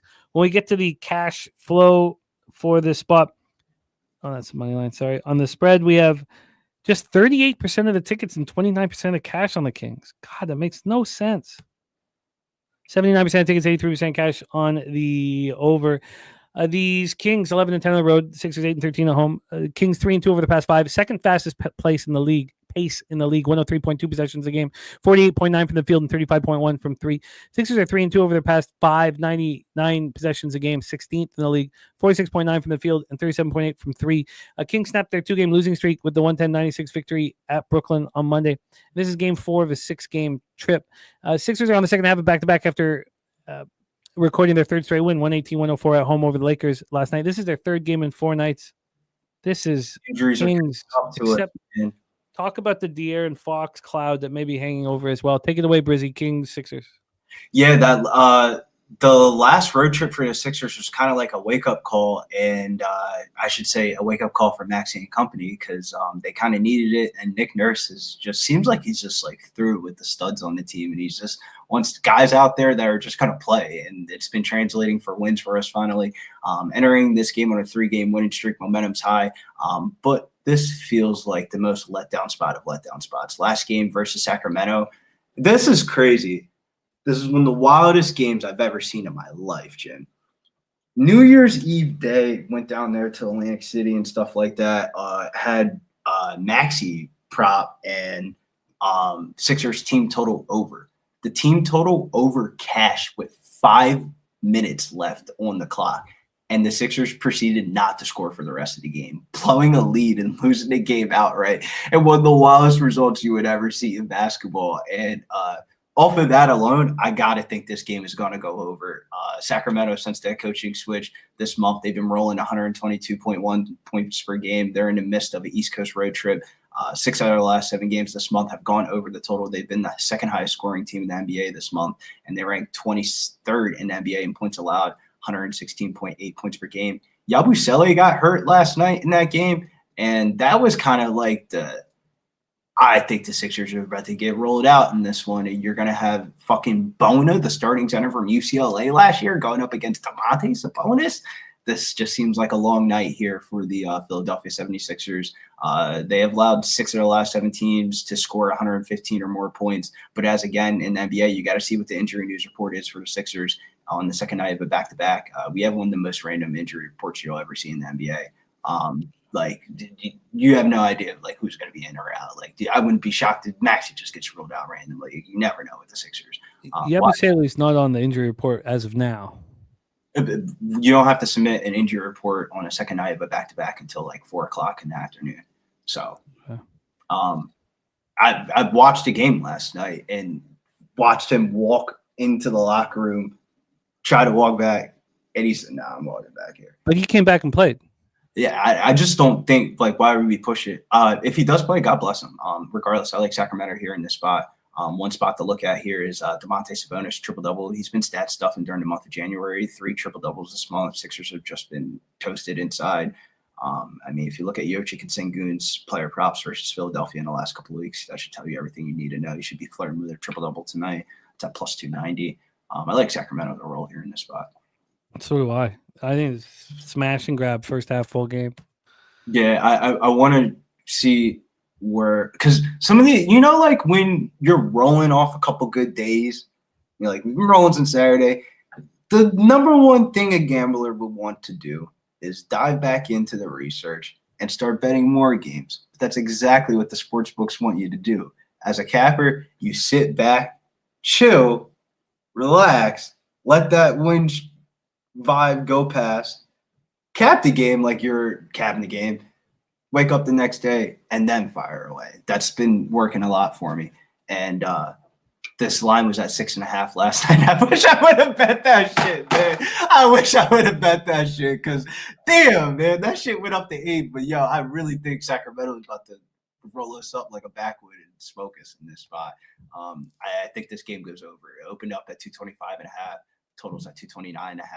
I just told you about that story about the Sixers not scoring a point in like the last 5 minutes in the New Year's Eve game. The De'Aaron Fox situation, I understand what you're saying, but it's not as concerning as like a Jimmy Butler situation of he's just going to go out there and play. And if anything, this is more of a DeMonte Sabonis showcase spot here in Philadelphia. Yeah, I'm gonna hit the Kings. I got to figure out exactly how to bet it.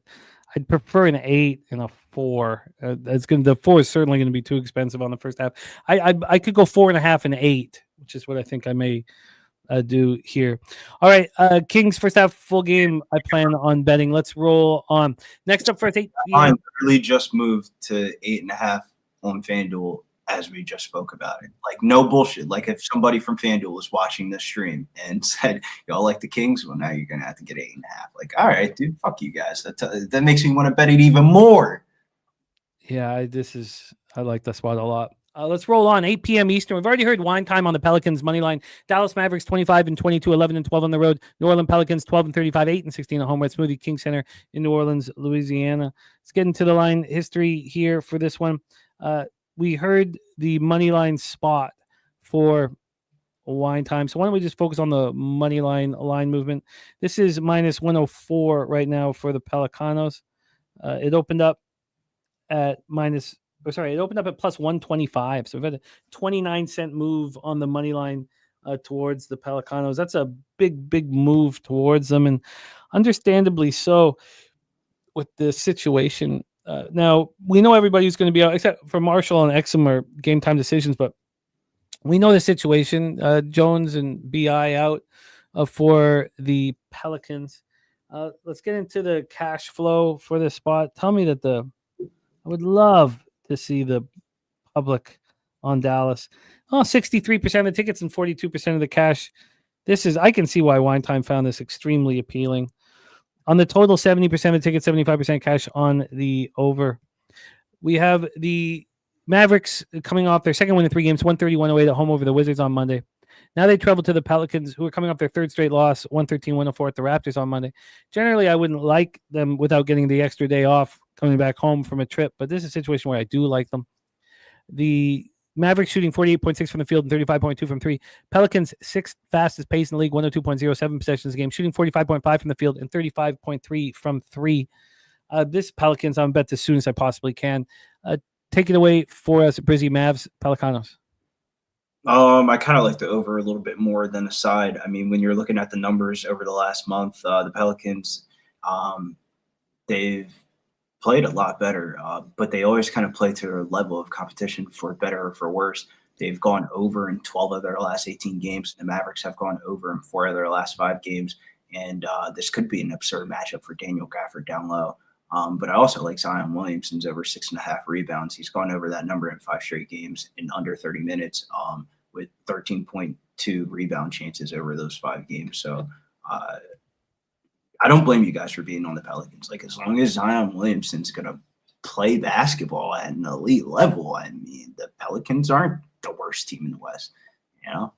And I feel like we've been able to take advantage of that. I don't know if Zion's trying to showcase himself for like a trade or something, but like, dude, he's I'm telling you, like, watch the Pelicans play with him on the court, dude. They look like a way completely different team. It looks like the NBA playing team from last year that almost beat the LA Lakers with like 2 minutes to go. Ron Crawford saying revenge Mavs hammer Dallas. In that last game, Pelicans won by 3 at home over Dallas. The Pelicans went from dog to favorite in that game, and won by 3. Now, I mean, you could say that there was revenge for the Pelicans because they had lost game 1. That was back on November 19th. They'd lost that game by 41 points. Now the Pelicans at home beat the Mavericks by 3. For me, it doesn't concern me here. But Ron Crawford says, bet on Dallas in away or neutral games, revenging a close loss versus opponent of 3 points or less. Dallas record since 2023 season, 11-1, 92% against the spread. I want to see how many of those games was Luka in there, though. But that's I'm very comfortable being on the other side of that one. But that's part of the fun, and I love hearing those thoughts, Ron, very, very much. But I'm joining Wine Time on the Pelicans money line here because to me, the biggest angle would not be the revenge from a 3-point win when at home when they went from dog to favorite, but that the fact the Pelicans have lost 3 straight and they were rolling before this, and Dallas comes off their second win in 3 games against the worst team in the league by 20 points, feels good about themselves. So, and then the other factor is, Zion. Like, I can't emphasize that enough. Of like, he probably has a shitty game after to keep on talking about him like this, but dude, he has been playing fucking great basketball. I love Kyrie. Kyrie's the GOAT, one of my favorite point guards of all time. Jersey, but Zion's the best player on the court in this game. It's going to be a fun one. I love all these angles from different cappers, especially when the capper monster like Ron just adds more layers of interest. Let's move on. 8 p.m. Eastern, we have the LA Clippers 26-29 and 12 on the road at San Antonio Spurs 20-23, 12 and 10 at home, Frostbank Center in San Antonio, Texas. My first thought, as you guys know, and I've been cashing nonstop on the trend, is backing the team that just lost by 30 plus. Now I wonder what happens when that game takes place on a different continent, if that would be involved here. I wonder, and I'm looking forward to talking it out. Clippers 2-3 over the past 5. They had their 2-game winning streak snapped in a 111-109 loss at the Suns on Monday. That was the first game of a 4-game road trip for them. They're 2-3 over the past 5, 15th fastest pace, 99.04 possessions a game, 46.2 from the field, and just 29.9 from 3, not shooting the ball well at all. Spurs 1-4 over the past 5, 5th fastest pace in the league, 102.2 possessions a game, shooting 48.1 from the field and 39% from 3. Spurs return home from Paris. They won game 1 versus the Pacers by 30 before losing game 2 on Saturday night by 38. Are they going to? There's a lot more going on than usual in this game. Coming back from Paris, coming back from 38-point loss, but you did win the first one resoundingly. So there's just a lot going on here to uncover. The Spurs open up at +3, now they're +4. So we've had the 1-point move towards the Clippers. And then on the total here, we have a 221 juice to the under. This opened up at 222.5. And when we get to the cash flow on the total, we have 75% of tickets and 68% cash on the over. And then on the spread, we have 71% of tickets and 77% of cash on the Clippers. Very interesting. Very, very interesting. I don't want anything to do with this, I guess, the more I think about it. But take it away, Brizzy. Clippers at Spurs. Yeah, I got to roll with the Clippers here in this spot. This is a double-sided coin here with the Paris spot, with the Spurs coming back from France. Granted, it's been a couple of days, but the Clippers look like a team you want to buy on right now. Kawhi's minutes restriction has been lifted, and with him going back into San Antonio, the Clippers are one of the best defenses in the NBA, and they should be able to lock up the San Antonio Spurs. They've been complete dog shit in the month of January. 2-7 over their last 9 games. They've been playing like one of the worst teams in the NBA, to be honest with you, outside of Victor Wembanyama. The Clippers' second best under record in the NBA, 28-17-1, 21st pace of play. They've gone under in 13 out of their last 19 games. And that's not because of their offense. It's because of their defense, 3rd in points allowed per game. The Spurs offense isn't able to be as efficient as we saw in their last game. As in Paris, it's going to be a long night.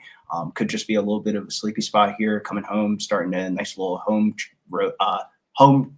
trip here as they have back-to-back games to start off the weekend, and then they hit the road on Sunday to go for their East Coast road trip. This seems like a sleepy spot. I like the Clippers here, -3.5. I think Kawhi Leonard has a really good game. I would take his over 25.5 points, rebounds, and assists. His minutes limit has been lifted. He's gone over his PRA line for his last 5 games. I mean, we're going to see a vintage Kawhi performance in San Antonio tonight. I like the Clippers here in the spot. This is a 4 now, but it's 4 cheap to get the 3.5 -116. ESPN bet, but I'm taking the 4 here because I think the Clippers are. Oh, sorry. Did you say there's 3.5 for the ESPN bet? 3.5 ESPN bet, but I'm going to take this 4. -110? No, -115. I'm going to take this 4 at -110. I really do think the Clippers are going to roll in this spot. Like Kawhi's about to go off. Well, I can line shop for a better 4. Let me just grab you a better, cheaper 4 than that. Oh, maybe I can't. Wow. Wait a second. -4, -105. The only 3.5s I see on the board are at Caesars, ESPN bet, and BetMGM. Make sure you use Vault Sports, Vault Sports Radio. Sign up, get those little bonuses. But yeah, I see 3.5s. I mean, it doesn't really matter. You take the 3.5, you take the 4. I think the Clippers are going to win by double digits. Like I think the Clippers roll in this spot. I really do. Brizzy on the Clippers -4, -105. Let's roll on to the next spot on the board. 9 p.m. Eastern, Wine Time on the Minnesota Timberwolves.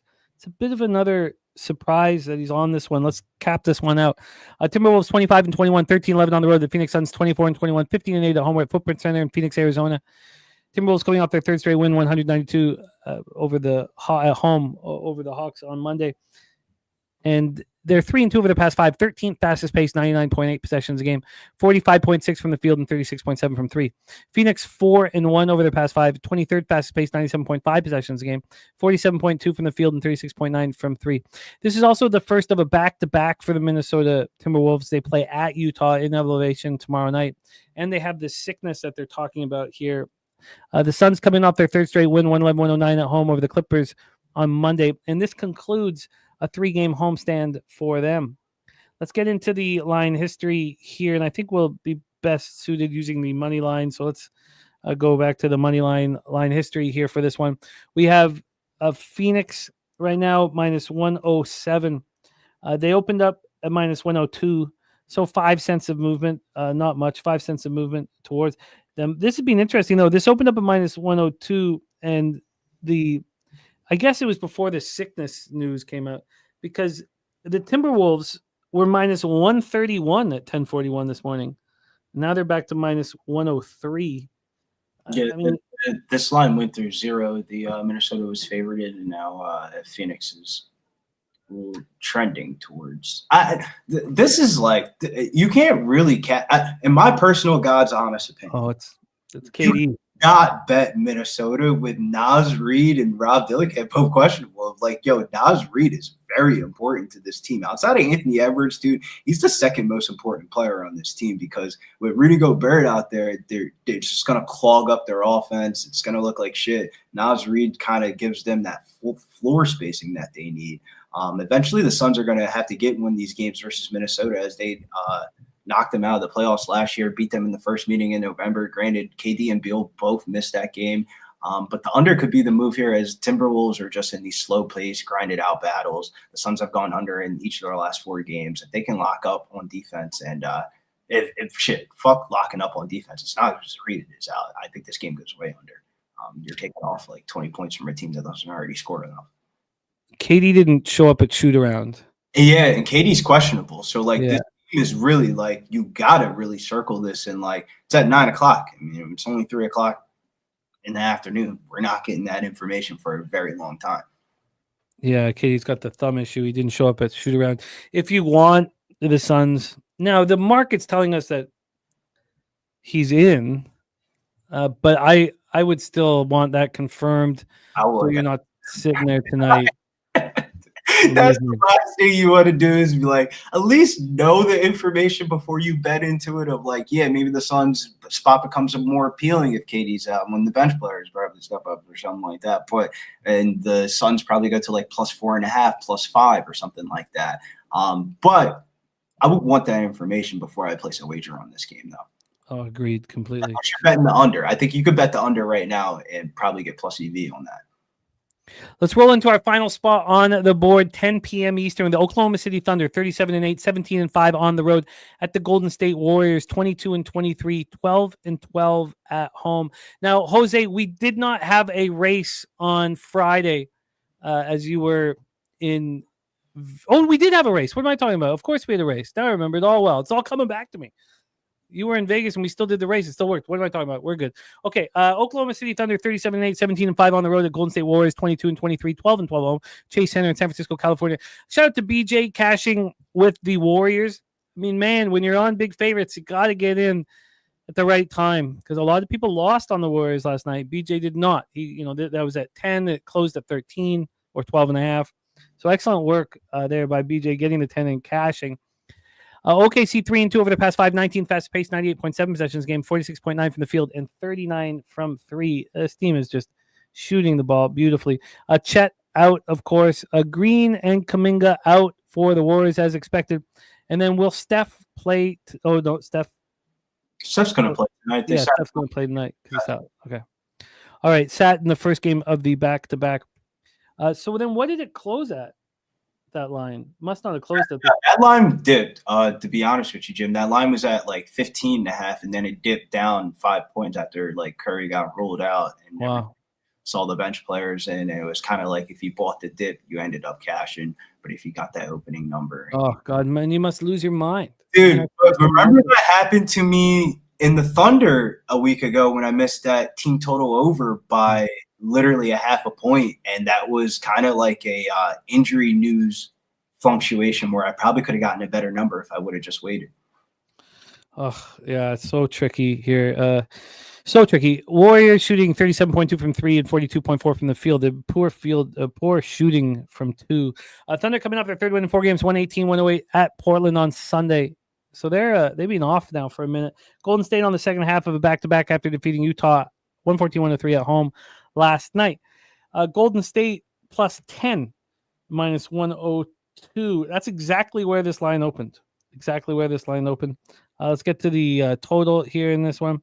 From a total perspective, we have a 223 at a pick'em.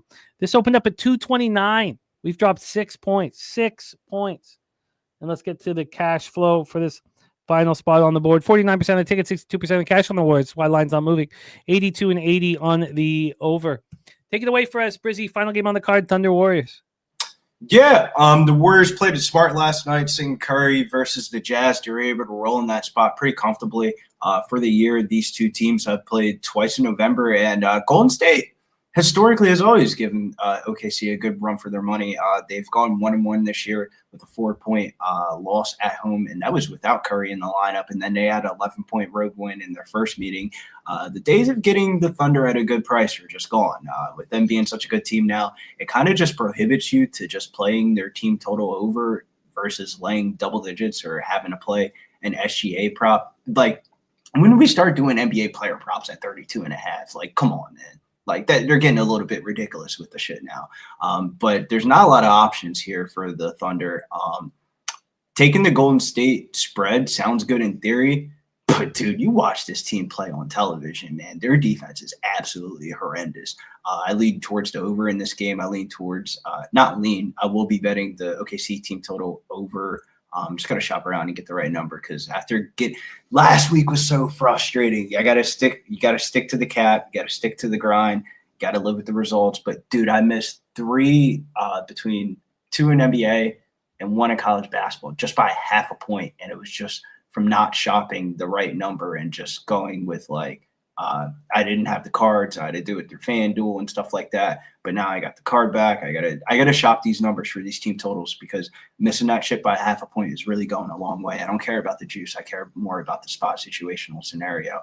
And I've been right on the spot. It's just I keep on like missing everything. Not every, but just certain ones by a half a point. And if those were losses were wins, the NBA would be fucking rolling right now. But top player prop in this game, I guess you use it as a parlay piece, but SGA to be the top points scorer, I mean, how can you really bet a 32.5 over? At that point, you might as well just bet as 40 plus. SGA versus Curry is like a thing, and I think SGA is going to get the better of this battle. It's the funniest when you see these fancy prize sites do these certain boosts on given days, and I wonder how the algorithm kind of plays into it, because are they just like giving away like free legs to lure people into like parlaying these legs of like, at least on a sports book, you have the option of betting it straight or, doubling up. A lot of these fantasy sites like Prize Pick, Sleeper, Better, what I'm saying, like those type of companies, you got to do like 3 to 4 picks on a slip. So if they're giving you a free square, you're already just going to be lured into betting it more. And dude, the 2 free squares that they put on betters is like, I wouldn't be shocked if everybody signed up for the fucking website today. Their 2 player boost props are SGA over a half a point and Patrick Mahomes over a half a passing yard in the Super Bowl. Like they're telling you, like, we want no smoke with SGA, but come parlay SGA over points with whatever the fuck you want, and you could be a loser too. And like that's basically what they're saying. So like, I feel like the writing's on the wall. SGA top point scorer in this game. OKC team total over. Spread of 10.5. I mean, you can decide if they cover the 10.5. Regardless, I think OKC puts up points in this game. Like they should win, but like 10.5 points in NBA, dude, like you said, like just random shit happens at the end of the game of like, you shouldn't really be laying double digits in NBA 2 times more or not. It becomes a sweat. Brizzy, I only have you officially on Clippers -4, -105. Did you want to add anything to that? We got Sacramento -8 here, -114. Clippers -3.5, -115. That's the Dub Club play of the day. And then what was Kings -8 was what? -114.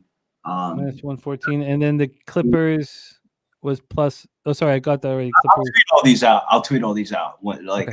I'll tweet everything out. And I'll do it in a timely manner. It won't be like 7 o'clock or something like that. It'll be like within the next hour and a half. And then OKC team total over. I just got to fuck around with these player props a little bit. I'm just going to read off these player props that I have written down. I got to mix and match the way I want to bet these. 3-point props, Jalen Brunson over 1.5 3-pointers. He's gone over him 4 straight at the crib. He's been smashing his 3-point line at the crib. But Kristaps Porzingis over 8. He's gone over his 3-point prop in 8 straight games. So his over 1.5 3-pointers is definitely going to be on some type of card. SGA top point scorer as a parlay piece. If you're looking for player performances, Domantas Sabonis triple-double plus 290.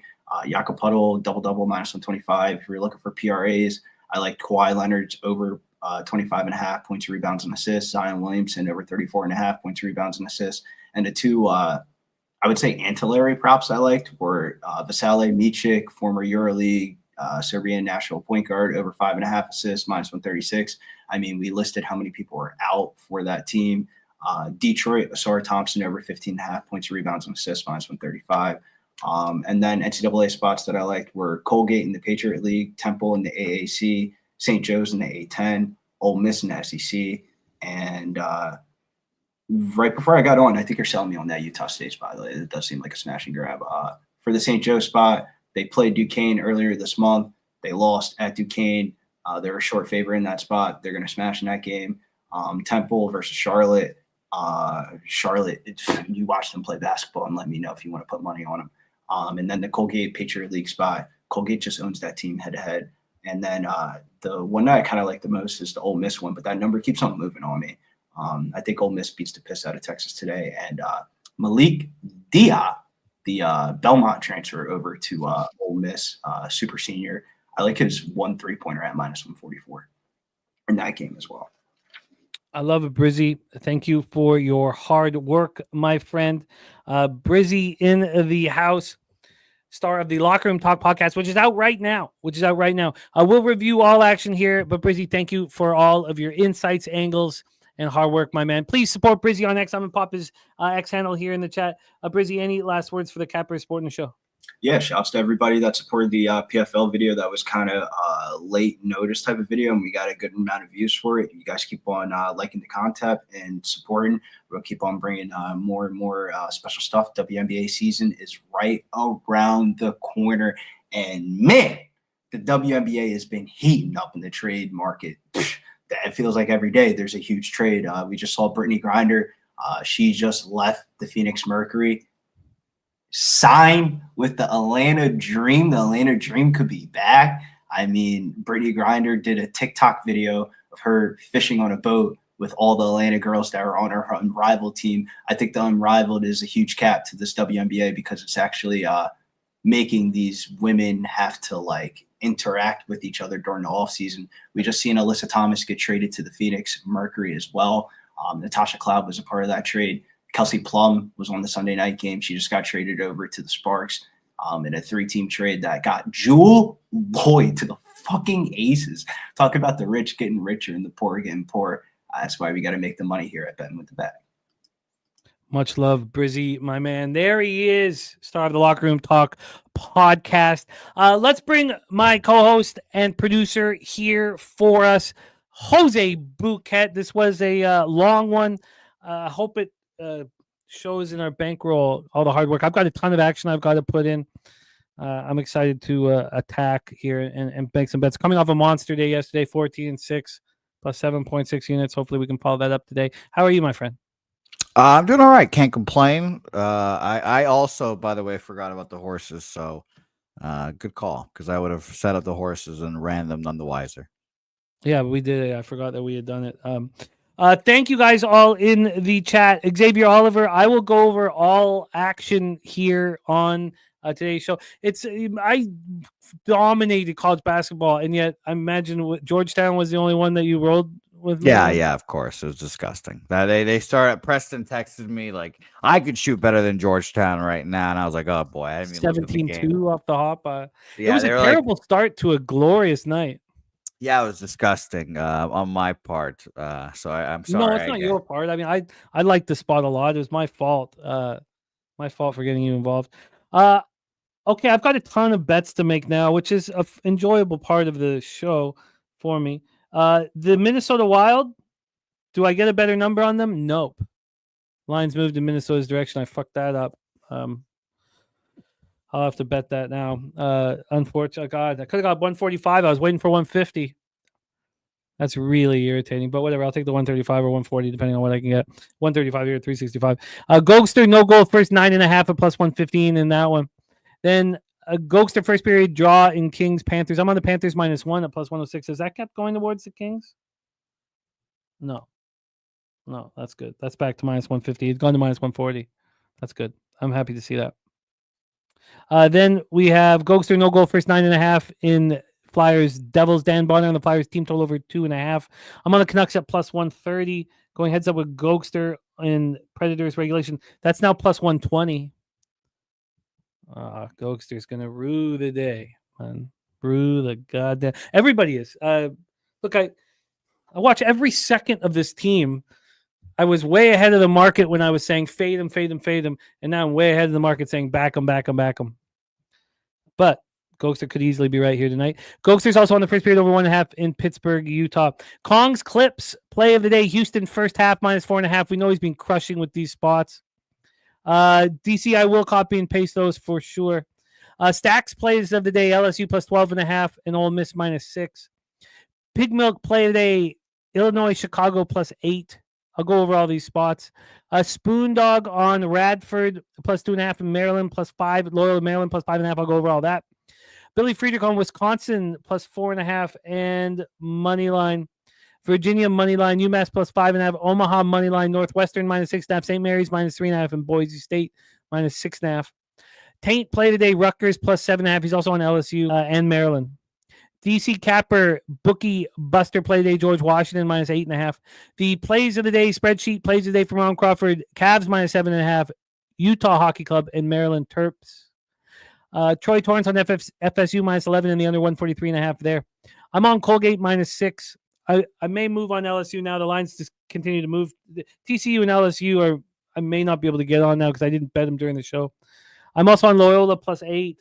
God, I hope that's a 6.5. I mean, I can do this on my own time, but I hate coming to the show with action. Colgate's still just a 6.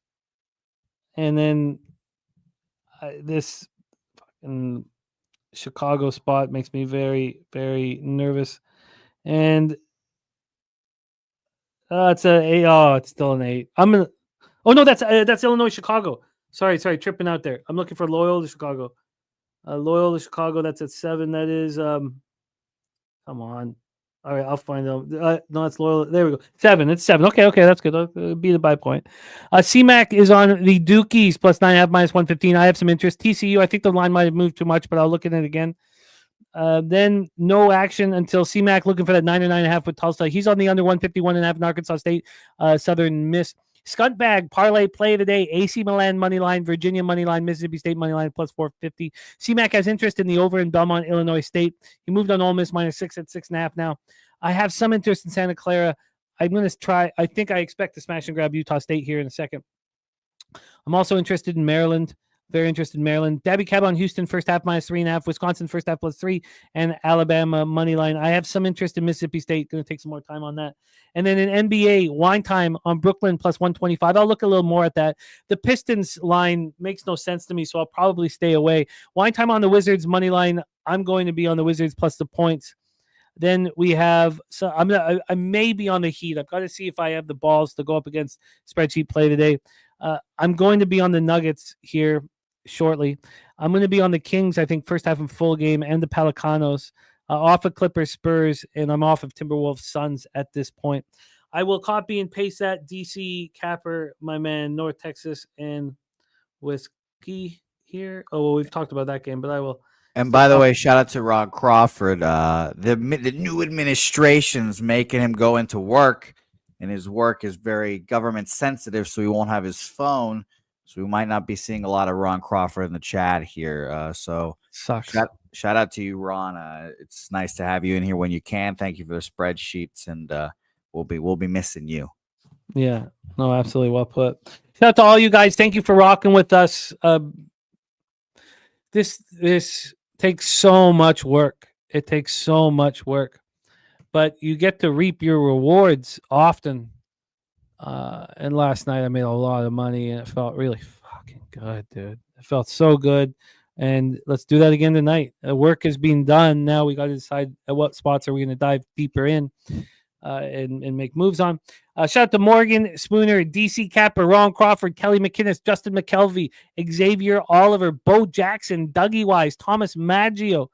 What a great group, man. I love rocking with you guys. Wager Detective, Peaceful Looter, Andrew G. Andrew G here for all 4 hours of today's show. I love it. Respect to you, my friend.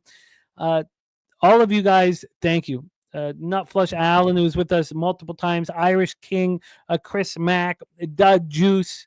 Thank you, guys. Now let's go get that cash. Anthony Thomas, Brandon the Great. Thank you guys for all of your support here. We have nothing without you guys. That is it. That is our show for Wednesday, January 29th. Now it's time to go get that cash. Jose, my friend, any last words for the Cappers supporting the show? No, let's go get some money tonight, guys. Vancouver Canucks. I'll be rooting for the Knuckleheads tonight. It'll be very fun. Shout out to all of you in the chat. Spoons, DC. Again, shout out to you, Ron. Don't forget to keep tuning in to Pub Sports Radio. We have a loaded week. We have Super Bowl videos coming soon, the whole thing. So tune in. And don't forget, again, Jimmy mentioned it earlier in the show, the Alamo Card Show is going to be a lot of fun this weekend with our guy Vince Young going to be there. So if you're in the San Antonio area, you're a card aficionado, come over, join us here. I'll be there this weekend as well. So shout out to them. Let's go milk some motherfucking bookies. Leche. Los bookmakers. Pub Sports Radio is very excited to announce the dates for Pubapalooza 4. The most exciting weekend of the gambling year. Round 1 of March Madness. It's all going down in San Antonio, Texas at the Southtown 101, Thursday the 20th till Sunday the 23rd. It's going down, baby. Scheduled events every day that weekend. Thursday, Friday, Saturday, Sunday. It's all going down in Southtown 101. Come hang out with some of your favorite Pub Sports Radio personalities. I can't wait. Meet us in Texas, baby. It's going down.